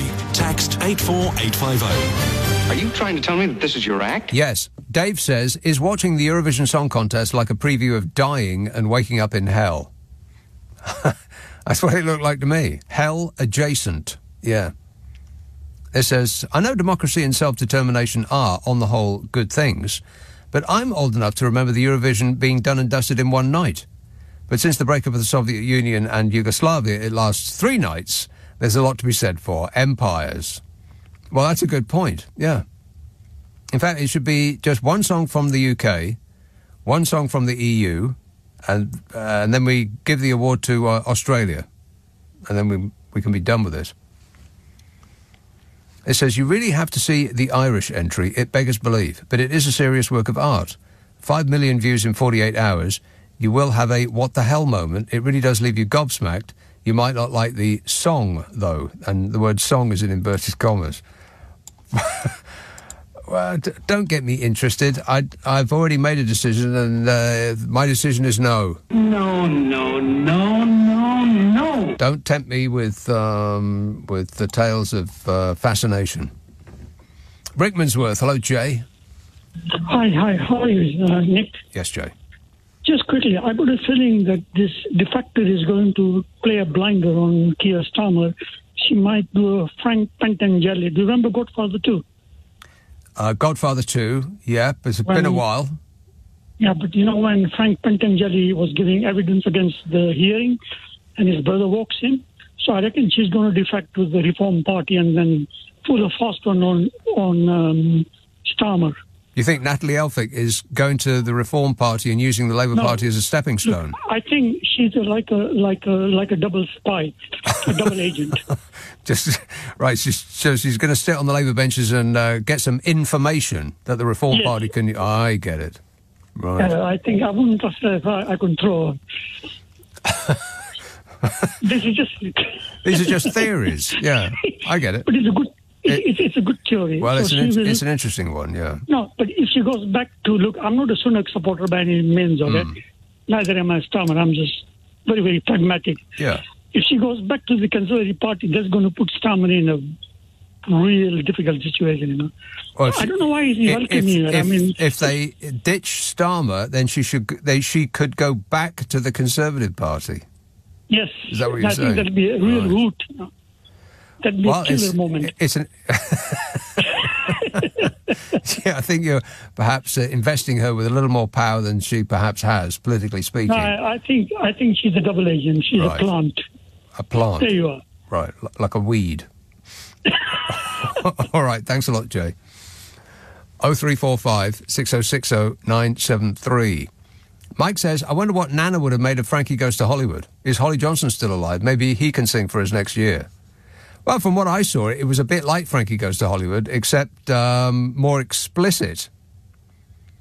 I really couldn't believe what I was looking at. That somebody thought, this is what we're going to do in like a family entertainment show. It's just not appropriate. Why isn't anybody saying this? I mean, I know the Daily Mail said it, but good grief, you would expect the Daily Mail to be harumphing about pretty much anything that's not the Archers. But it's almost as though there's an omerta about this, that it's inappropriate to say anything negative about it. Come on. This says, why do we need this Eurovision nonsense? We have Strictly Come Dancing for the culturally challenged. Yeah, there's another show I've never watched. A little bit... I'll take these calls after the news because it would be a little bit too tight on time. They will gather their thought and then time will be up. David, so I'll do some texts and emails and such, of which there are, oh my God, just hundreds of pages. David in Glasgow says, if Eurovision was on in my back garden, I'd close the curtains.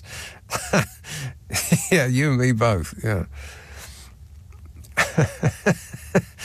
Well, I'd want to know why they were in my back garden for a start. Keep that racket down. This says, Ain from Islington says, you always put this country down. You never mention that we win the Snooker World Championship almost every year. Yeah, almost as often as America wins the Baseball World Series. Curious, that. Very, very successful at that game. It says, I'm sure the predominantly straight homophobic fans of Eurovision will be just as put off by Ollie Alexander's entry as Daily Mail Nana will. I'm sure the predominantly straight homophobic fans of Eurovision. I've got to say, I seriously doubt there are many straight homophobic fans of Eurovision. That's just I can't think that will be their televisual choice for the evening. Amelia says, if all Tory MPs join the Labour Party, your parallel lines concept will collapse. They will be all the same. Well, that parallel lines thing where you choose the Labour Party over the Conservative Party, for instance, despite the fact that people say that they're exactly the same, there will, after a long period of time, if they're just a degree apart, be a massive difference between the two of them after 5 years or 10 years.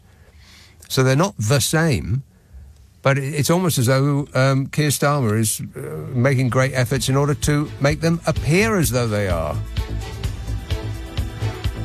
I find myself wondering, I mean, having defended them for so long from that charge, I find myself wondering, well, you know, what really is the difference? I mean, if Natalie Elphicke can feel comfortable in both parties, where's the dividing line? 0345 6060 973, text 84850, email nick@lbc.co.uk. If you're on Twitter, it's @LBC. Friday, Saturday, Sunday night at 10, Nick Abbot, LBC.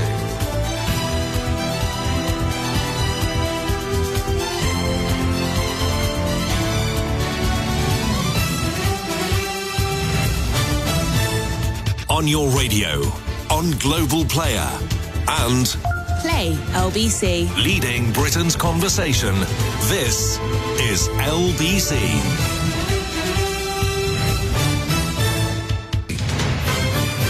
This is LBC from Global, leading Britain's conversation with Nick Abbot. Listen to him.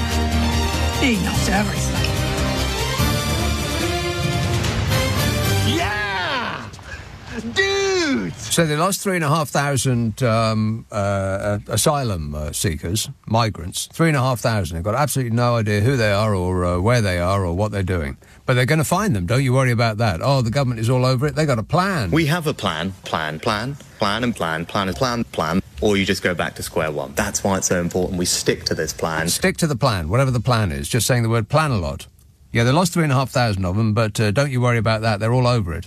Meanwhile, a year ago, it was reported that the government had lost 200 children, many of whom had arrived in the UK on small boats without a parent or guardian, and they disappeared after being placed in hotels run by contractors employed by the Home Office. And I bet it was the same names that keep mysteriously cropping up over and over and over again, these contractors. They lost 200 children. Did they find them? I mean, how can you lose 200 children? They lost 76 from one hotel. 76 children.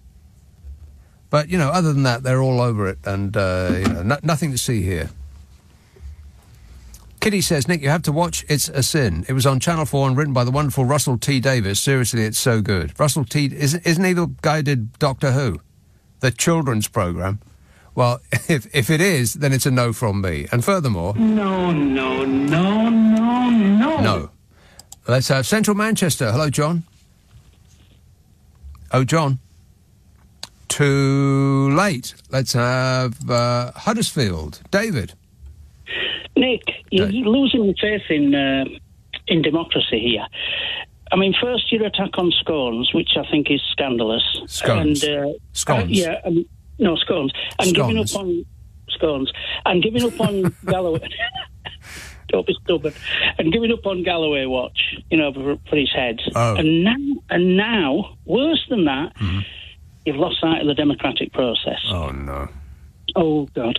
And the thing is this, recently with the Israel situation, 70% of the British population said they wanted to push for a ceasefire. Yeah. And then Parliament has shifted. Okay, events have shifted as well, I know that. But in 5 years of Keir Watch, we'll be keeping an eye on his head for his hair and what have you. Yeah. I thought he might play for something then, but he didn't. Anyway, we know he doesn't need that much product in his hair, but what he will be doing is he'll be listening to the electorate, as much as he'll be being lobbied as well. And so, therefore, the change that you're talking about, and far be it from me, because you keep telling me off, because I keep suggesting that people need not vote. Oh, come you say it should be compulsory. I know, you say it should be compulsory. Yes. It's things like this that make people lose the faith in voting. Well, I can understand that. I mean, it must be dispiriting.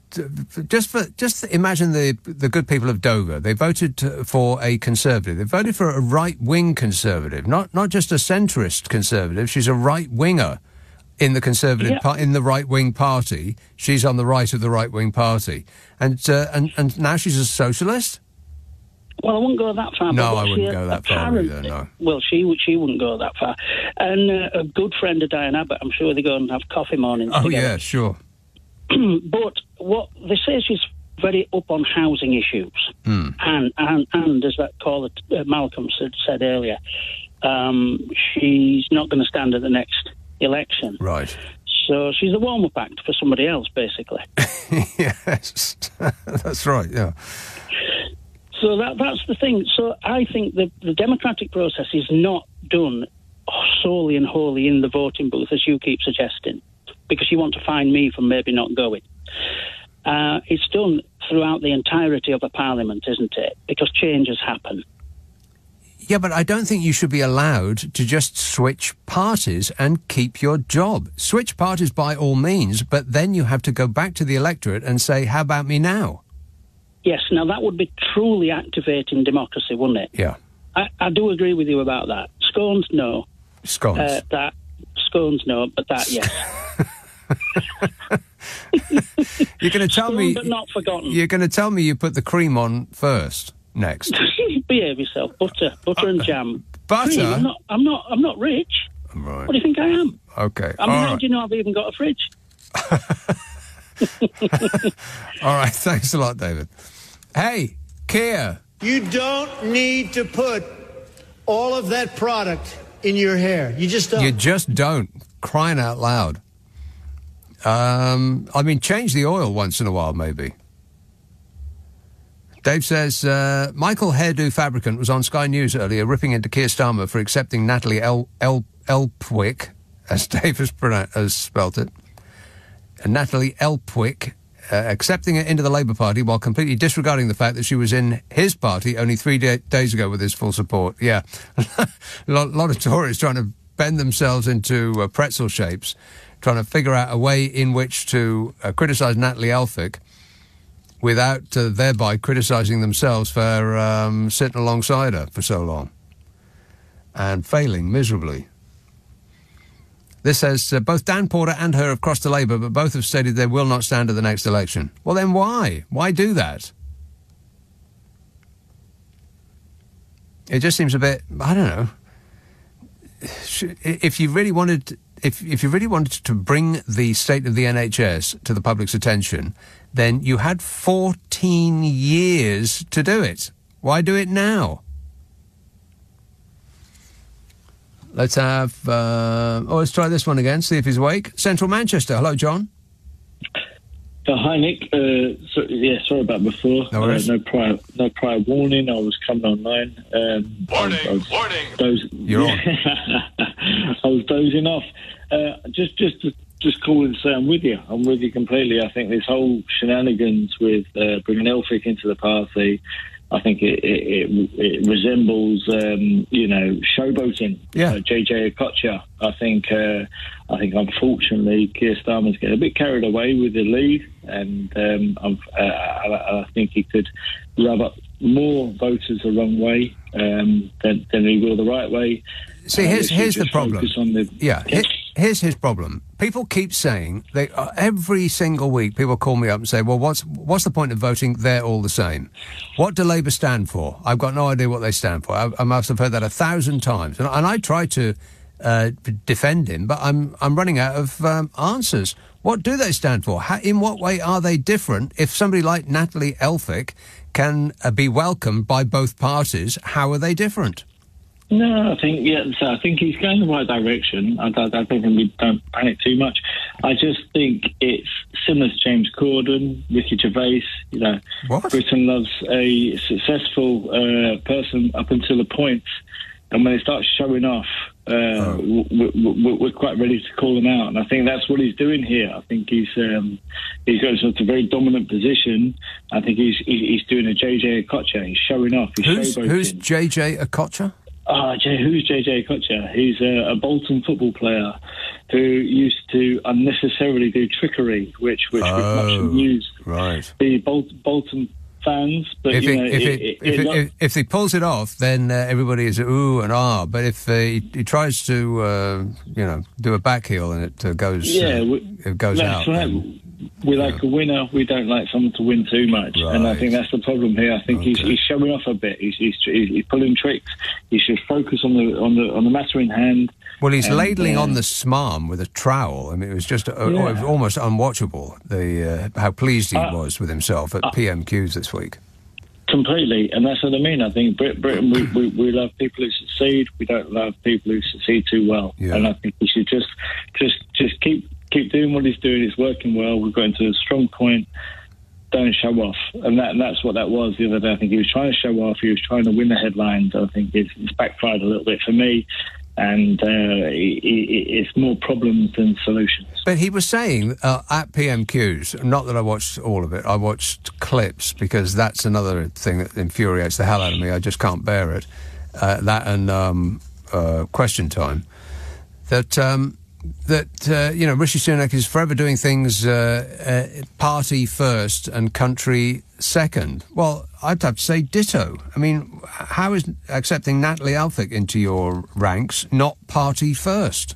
Yeah, imagine how strong that message would have been if she approached the party and he could announce. I'm assuming this wouldn't be an option, but if he could have said, she's approached me and I don't even want her, she doesn't want you and I don't even want her. Right.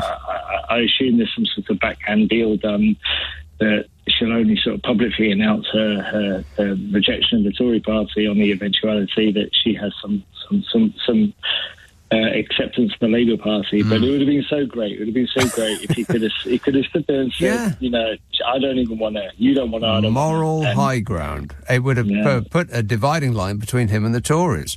And people are finding it hard to determine where that line is. So just give them a reason.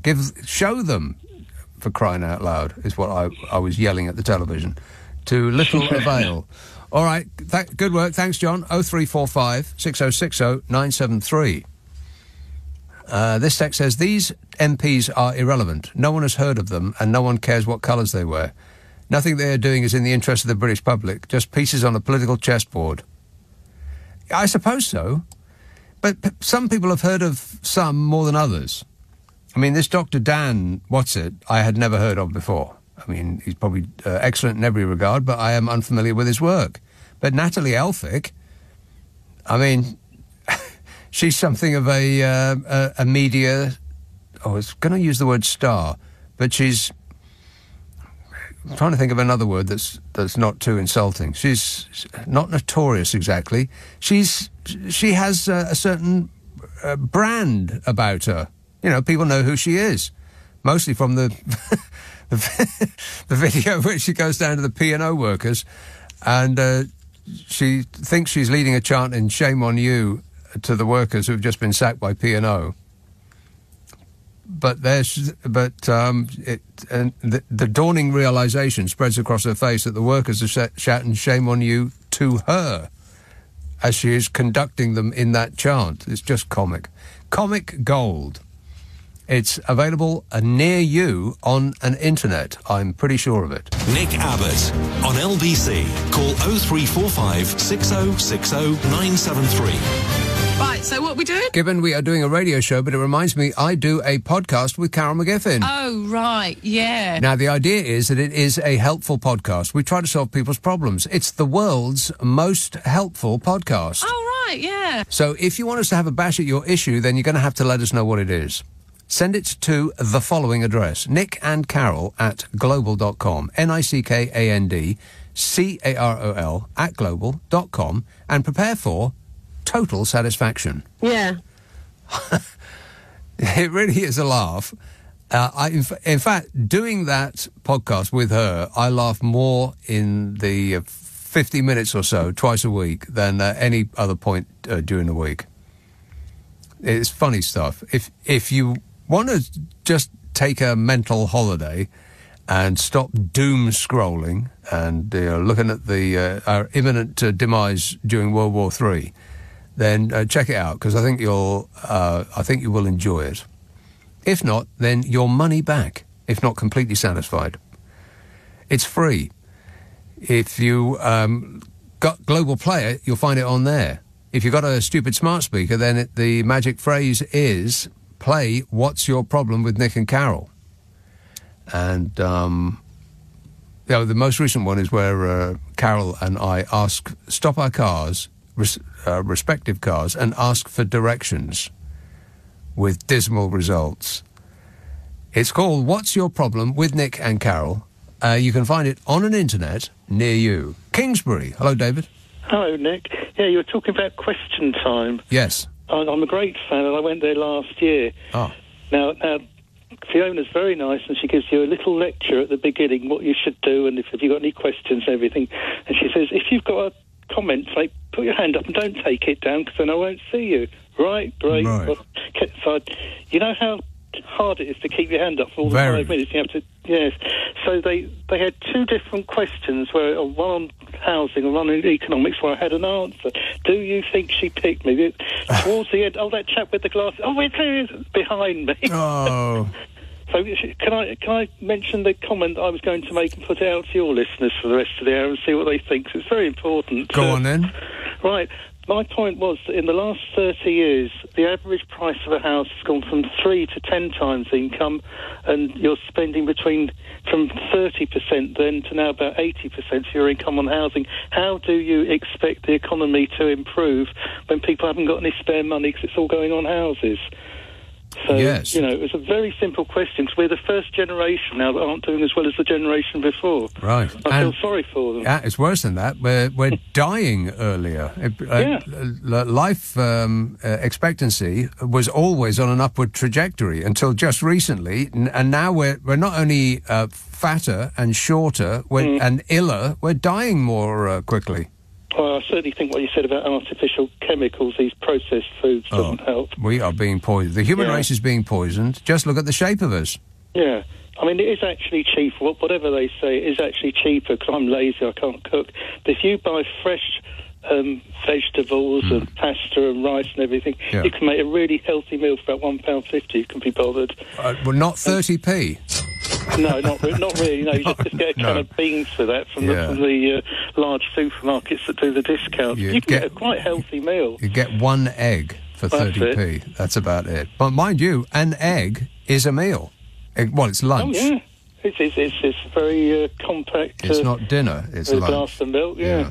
I went to the other question time, PMQs in 1971. Because I had a teacher who liked me, and she used to take me to exhibitions and events every few times a year after I left school. That was at Edward Heath, I think was Prime Minister. I was 11, and there wasn't any glass, so we were right on top of the Parliament. Looked right over the edge. That's right. The glass is a recent addition, because I think somebody tried to throw paint. Oh, I see. Yeah, so they weren't having any of that. But that is a good question. How will the economy ever really get going if people haven't got any money, because all of their spare money is being spent on putting a roof over their heads? Yeah, because Clive Bull points out very accurately that people don't, politicians definitely don't want house prices to go down. So there's 2 or 3 things they could do straight away. They could put back regulations, because the Big Bang blew it all open when they stopped the clearing banks and the investment banks being separate. So they were turning the same money around and investing.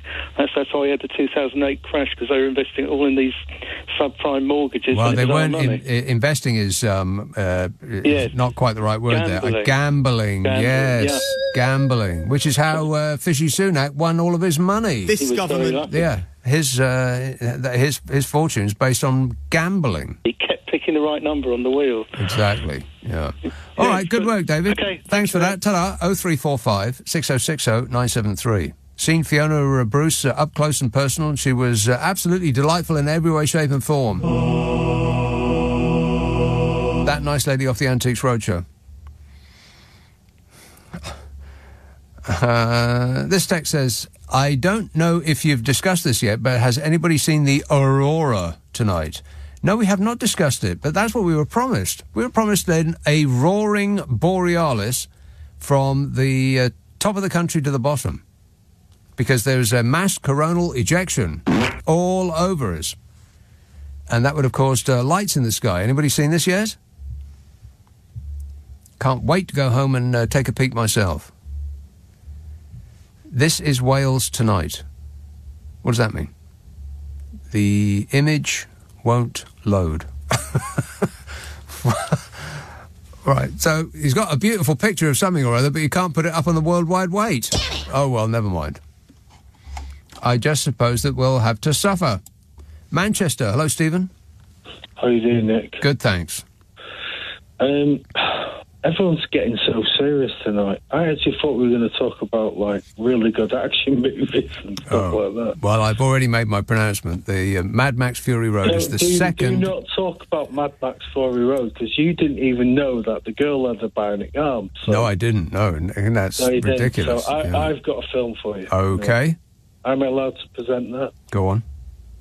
Where Eagles Dare, Clint Eastwood, Richard Burton... Broadsword calling Danny Boy. Broadsword calling Danny Boy. Danny Boy coming over. Michael Horden. That is a great boys movie. It is a terrific film. By the way, must have seen it a dozen times. I've seen it about 170. Well, I've seen it 3,000 million times. So I've seen it about 2,400. Well, I've seen it infinity. Is that not a good film, though? Is that not a boys' Oh, it's one of the best. I love that film. Yes. I could virtually speak along with the characters all the way through. So that obviously wins the argument tonight, doesn't it? No, it doesn't. By the way, we equally win that, because we both love it. So. Yeah, but No, it goes... It's a brilliant film, isn't It it? is a brilliant film, but it goes Terminator 2... Correct. ...is number 1. And No Mad Max... way. Absolutely. And then Mad The Max... second Terminator film? Are you kidding me? And then Mad Max... Yeah, hang on. You said you didn't even know that in the Max Fury, bloody Thomas Hardy Fury Road Yeah. thing. She had a bionic arm. So I know, you keep you're no saying that. Jonathan Ross, are you?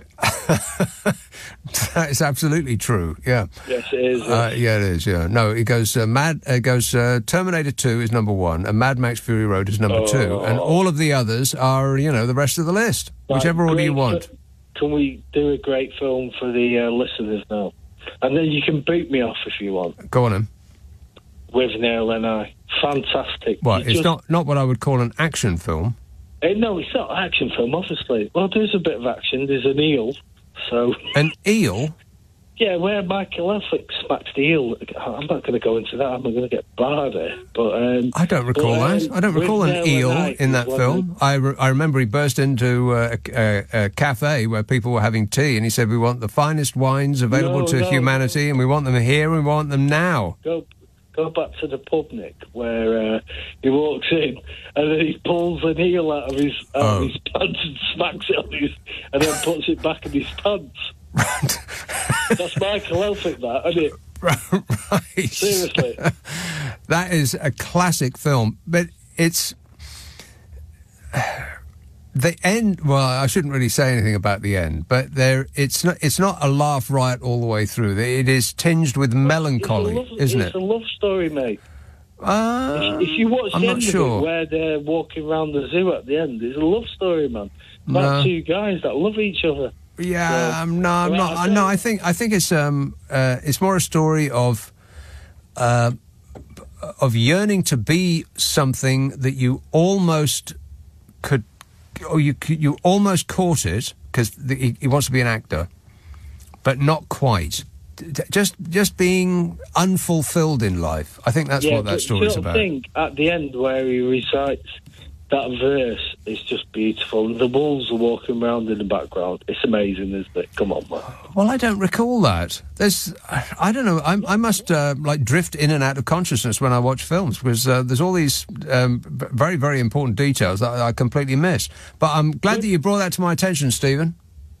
Right, listen. At the end of that film, where Marwood, by the way, is he walks off because he's got to work in Manchester. And then Richard E. Grant is at the zoo with the wolves walking around. And then he recites like Richard III or something like that. And it's amazing what he does. And then he walks off and it's beautiful music. Right. Well, now you've ruined it for us. But thanks a lot, mate. At least we can agree on that whole Terminator 2 issue. Affirmative. Thanks for that. There's a picture of a roaring borealis. Is that Wales? Wow, that's very, very unusual. You normally have to get in a boat and go to Svalbard or somewhere like that to see red and yellow and green and blue, purple and orange and pink. That's amazing. Wales tonight. Is that North Wales or South Wales? We're going to look into it. The roaring borealis might be the only time in your life that you'll be able to see it over this country.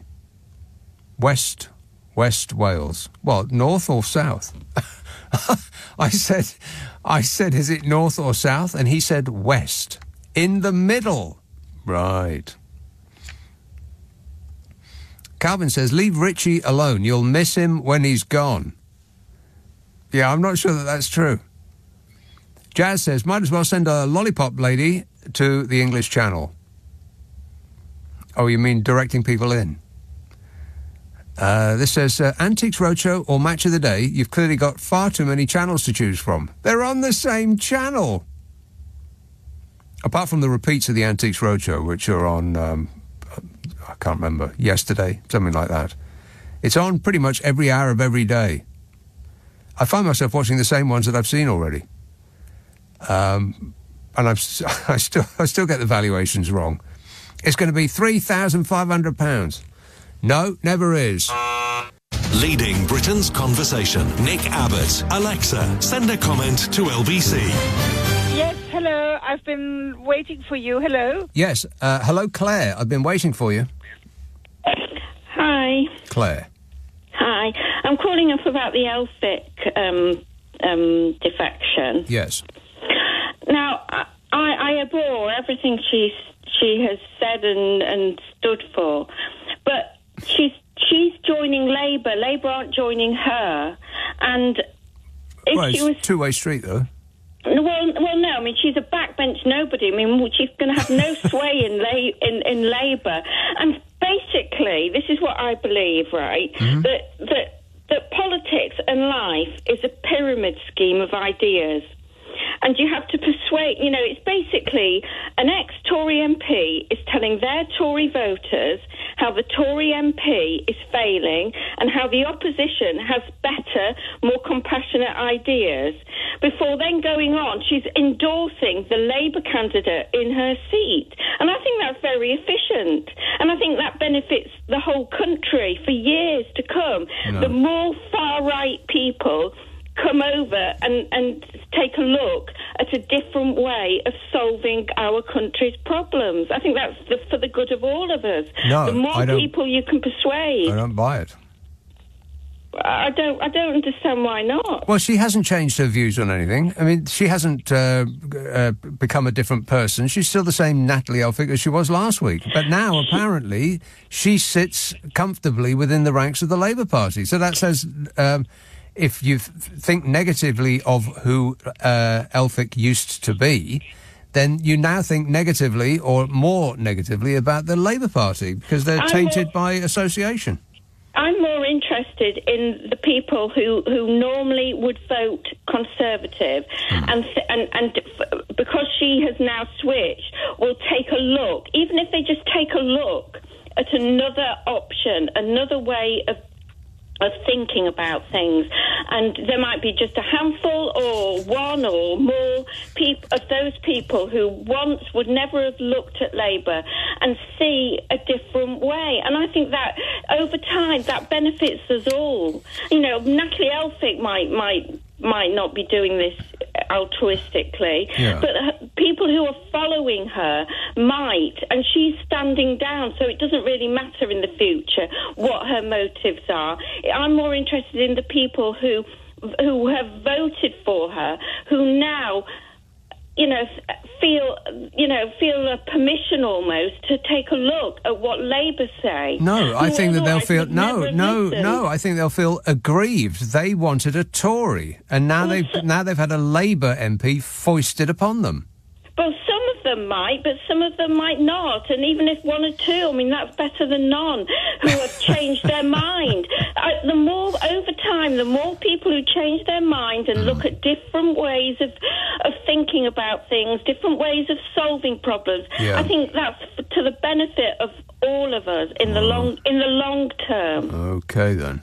I guess so. All right. You win, Claire, but only because you're only by. Oh, can I also say something else? Only by dint of the volume that you're saying it to me with. Can I say something else? Yes.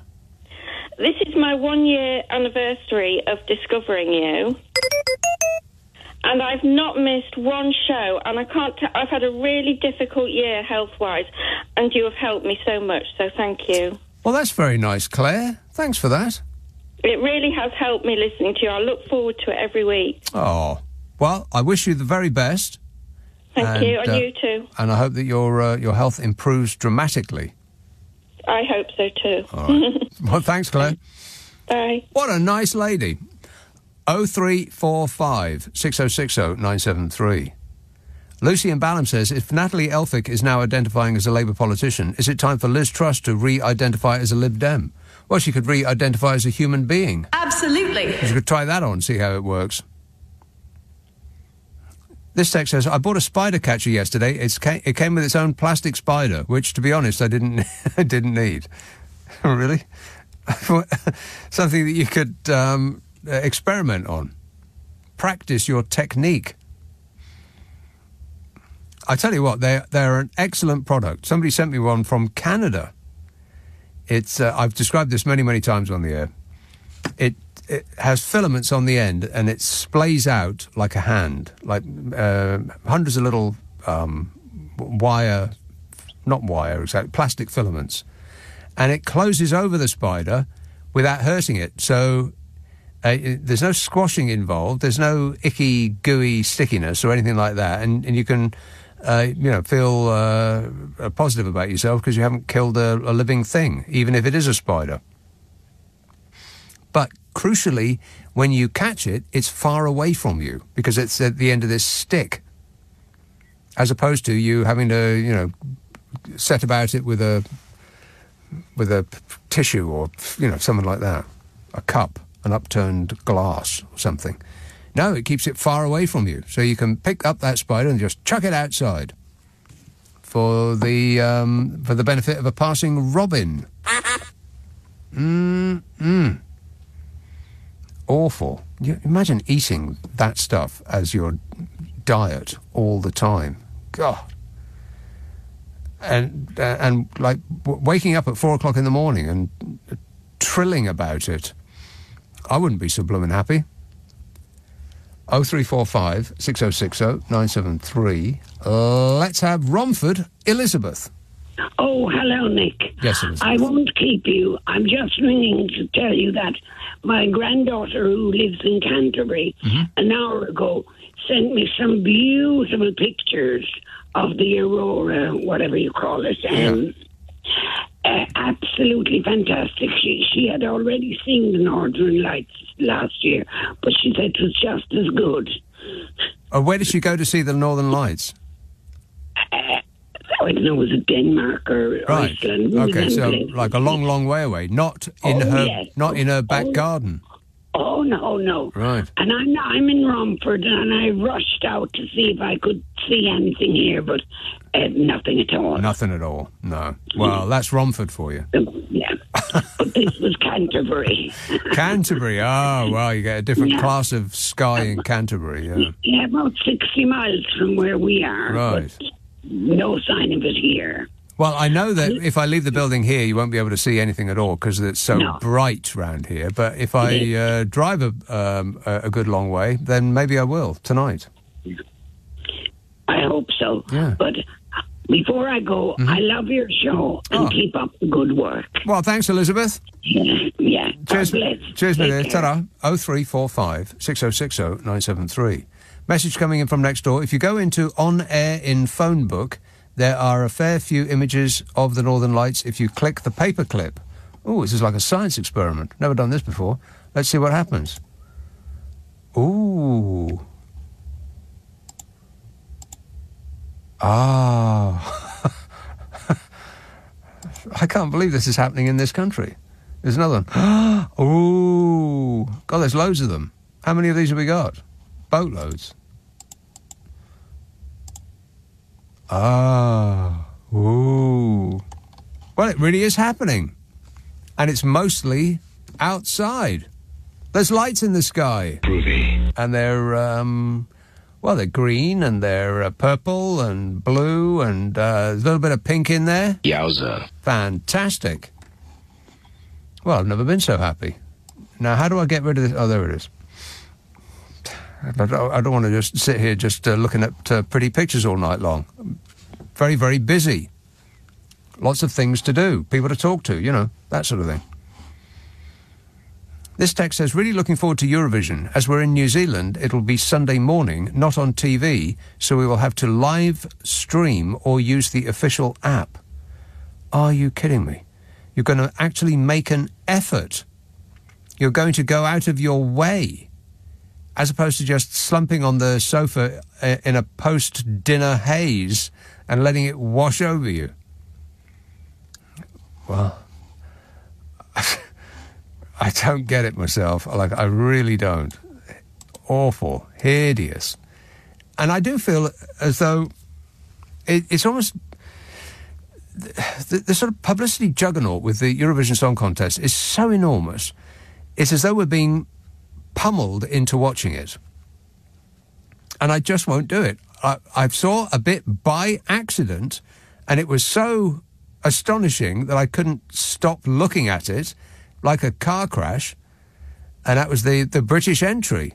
I was just flipping around the channels and it came on and I thought, blimey. Are you allowed to put this on television? Never mind about, in a family-friendly Saturday night TV show.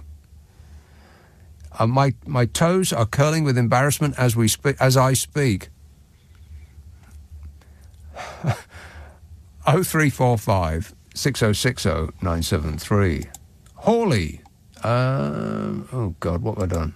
There. One moment, please. Getting it straight. Mark. Hawley. Hello, Nick. How you doing? All right, thanks. Good. So I just felt an urge to ring you this evening because of this whole Natalie Elphicke thing. I can't understand. I mean, I'm a disillusioned Labour voter because I am to the left of Keir Starmer's politics. Well, that's not too hard. No, and it's probably not very fashionable either. But I've spoken to you about this before. I've only ever voted for Jeremy Corbyn once and Michael Foot once, and I have always veered to the Green Party. Because it makes sense to me. It's a better agenda, and then I can go to sleep at night. Right. Now, how does Keir Starmer say to Natalie Elphicke, come and join the party and keep Diane Abbott in the wilderness? I'm not a Diane Abbott fan. And Jeremy Corbyn. Yes, both of them. And it's just... what he could have done is he could have brought Elphicke and Abbott and Corbyn into the party on the same day. And it would have sent a message out to both sides. That I would have got. Well, it would have buried the bad news as far as the right-wing press are concerned, because they would have been talking about Elphicke, and, oh, by the way, Uncle Jezza and Diane Abbott are back as well, but most of the coverage would have gone to Elphicke. Yeah, it's so frustrating to see the leader of the Labour Party keep two Labour stalwarts out in the wilderness and to bring a Tory in. What on earth does the man think he's doing? I mean, apart from anything else, they may not sit perfectly within Keir Starmer's belief system, but they're excellent MPs by dint of how long they've been doing that job. Diane Abbott's been an MP since 1987. Yeah. And she's Labour through and through, and she's begging the party, please let me back in. And they're going, we're not sure if we're ready yet. I don't know. And it's just insulting to bring in a Tory without having addressed that issue. That's just all I needed to say to you. Right, well, it sounded like you said it. Excellent work. Thanks a lot, Mark. 0345 6060 973. Yeah, I'll just say the same thing again, I guess, that the Labour Party is in want of differentiating itself from the Conservative Party. I mean, OK, you could say that not doing that seems to be going pretty well for them. Not really saying very much seems to be really working. But the amount of times I get from people who say, along the lines of that last caller, that, what's the difference between the two of them? What Labour and the Tories? What's the difference? What's the point of going out and voting? And that could be the issue. People just won't feel invigorated enough to go out and vote. And then you get run by cranks, because cranks always go out and vote. The obsessives, which is why we got Brexit. Because people who were OK with how it used to be when we were in the European Union and we hadn't shot ourselves in the foot, they weren't that motivated to go out and vote because, they were going to vote for what's existing now. But the people who wanted to change, 100% of those people went out and voted. I'm not saying that they were all cranks, but, as far as that argument was concerned, they were the more extreme. Obviously. The more extreme will always go out and vote. So if the moderates don't do that, then you get run by the extreme. And in order to get people to feel, motivated to go out, and because it might be raining, it might be freezing blooming cold, because it's going to be in the winter, probably. And so you're going to have to persuade people against their self-interest to put their hat, coat, scarf and gloves on and trudge down to the polling station. And I'm not sure that Keir Starmer is actually doing that. particularly by aligning himself, which is what he's done, with the right wing of the right-wing party. And it's by that method that he could lose. Or he could have the stunning victory that is being predicted snatched from him.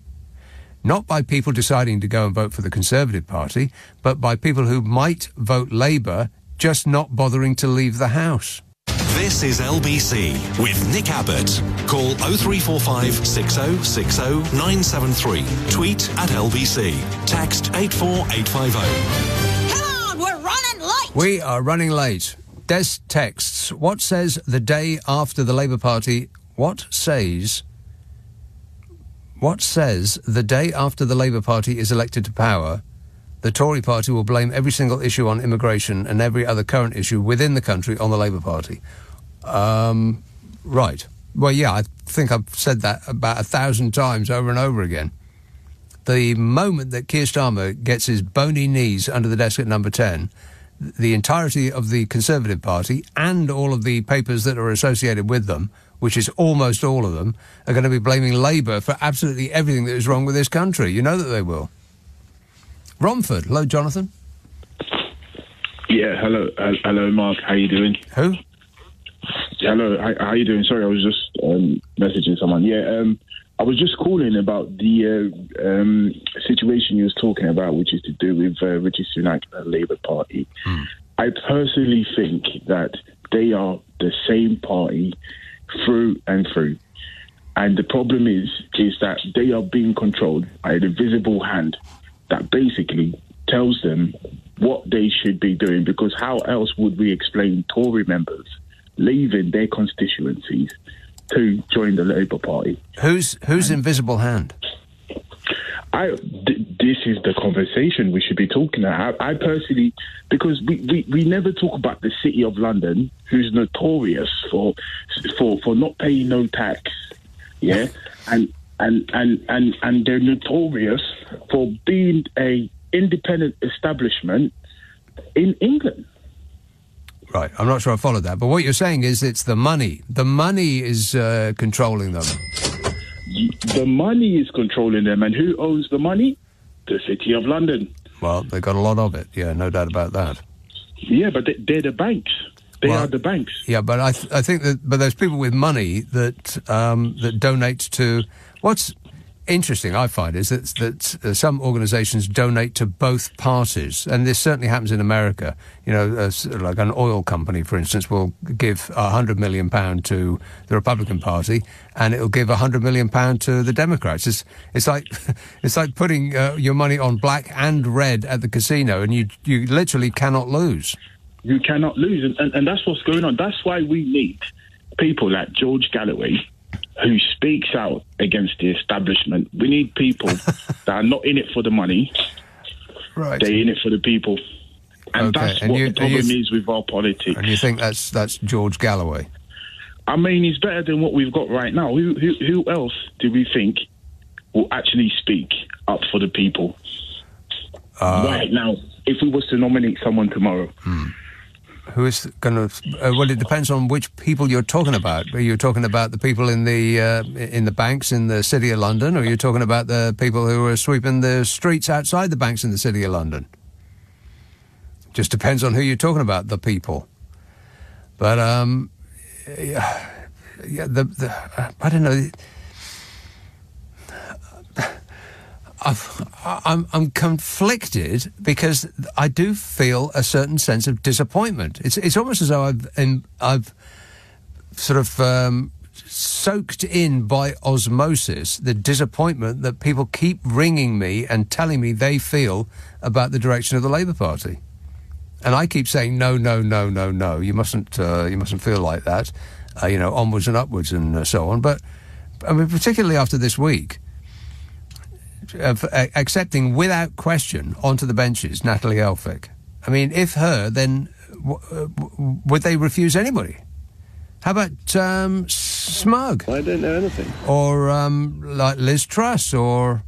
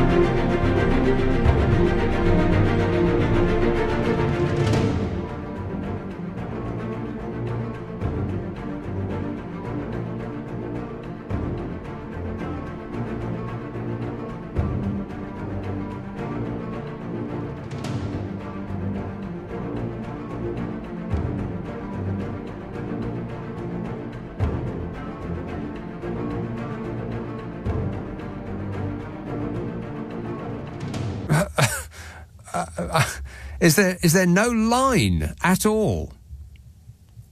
And that Starmer was laying it on like a trowel, saying that, Rishi Sunak is all about party first and country second. Well, back at you. But like I said, I find I'm sort of fighting against feeling like that because I probably not helping. Thanks, Jonathan. Hackney, Richard. Hello, Nick. I feel like I'm just getting in under the wire. Yes. I feel like it's like that.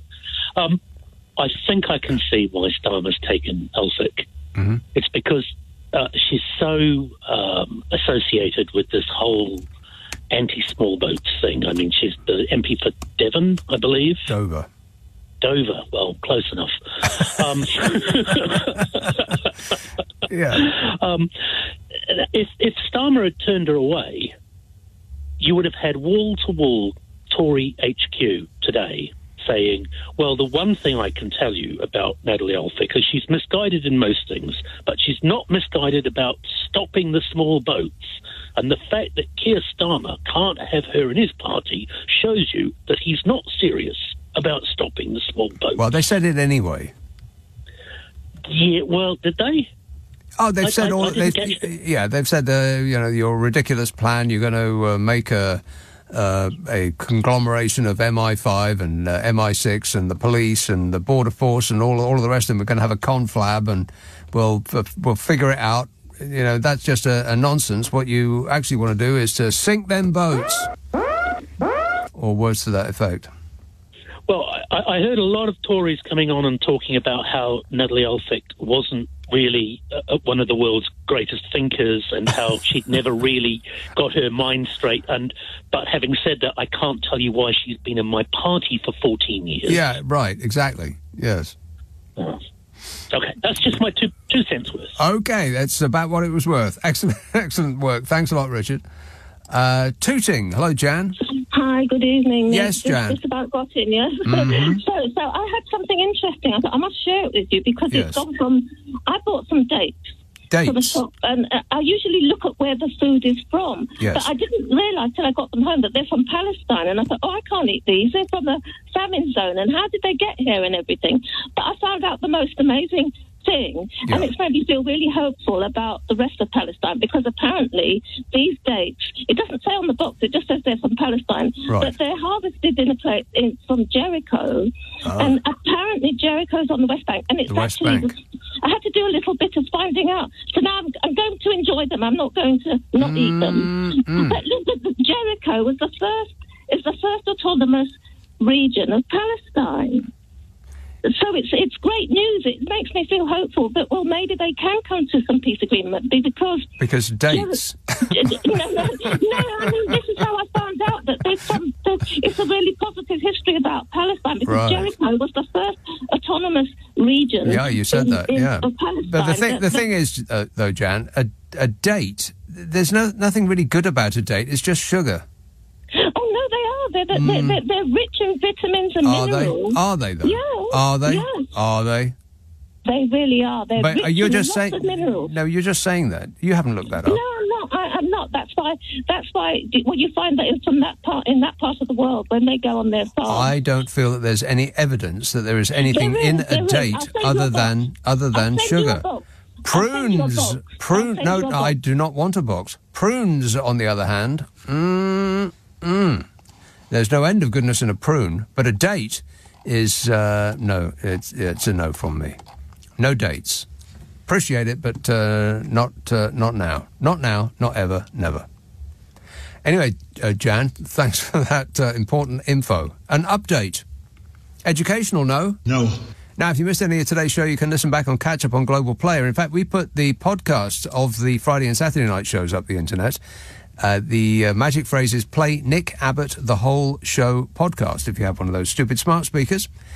It's on Global Player, exclusive to Global Player. It's the official LBC app with which you can pause and rewind live radio. If you haven't got it, it's free. Get it from your app store or globalplayer.com. I'll be back tonight at 10 o'clock. Coming up at 4, Ollie Dugmore. But first, Clyde Ball. Nick, thank you. After the news, Britain is out of recession and the economy is apparently going gangbusters, at least according to some newspapers this morning. And Rishi Sunak says we're turning a corner and you're going to notice the difference.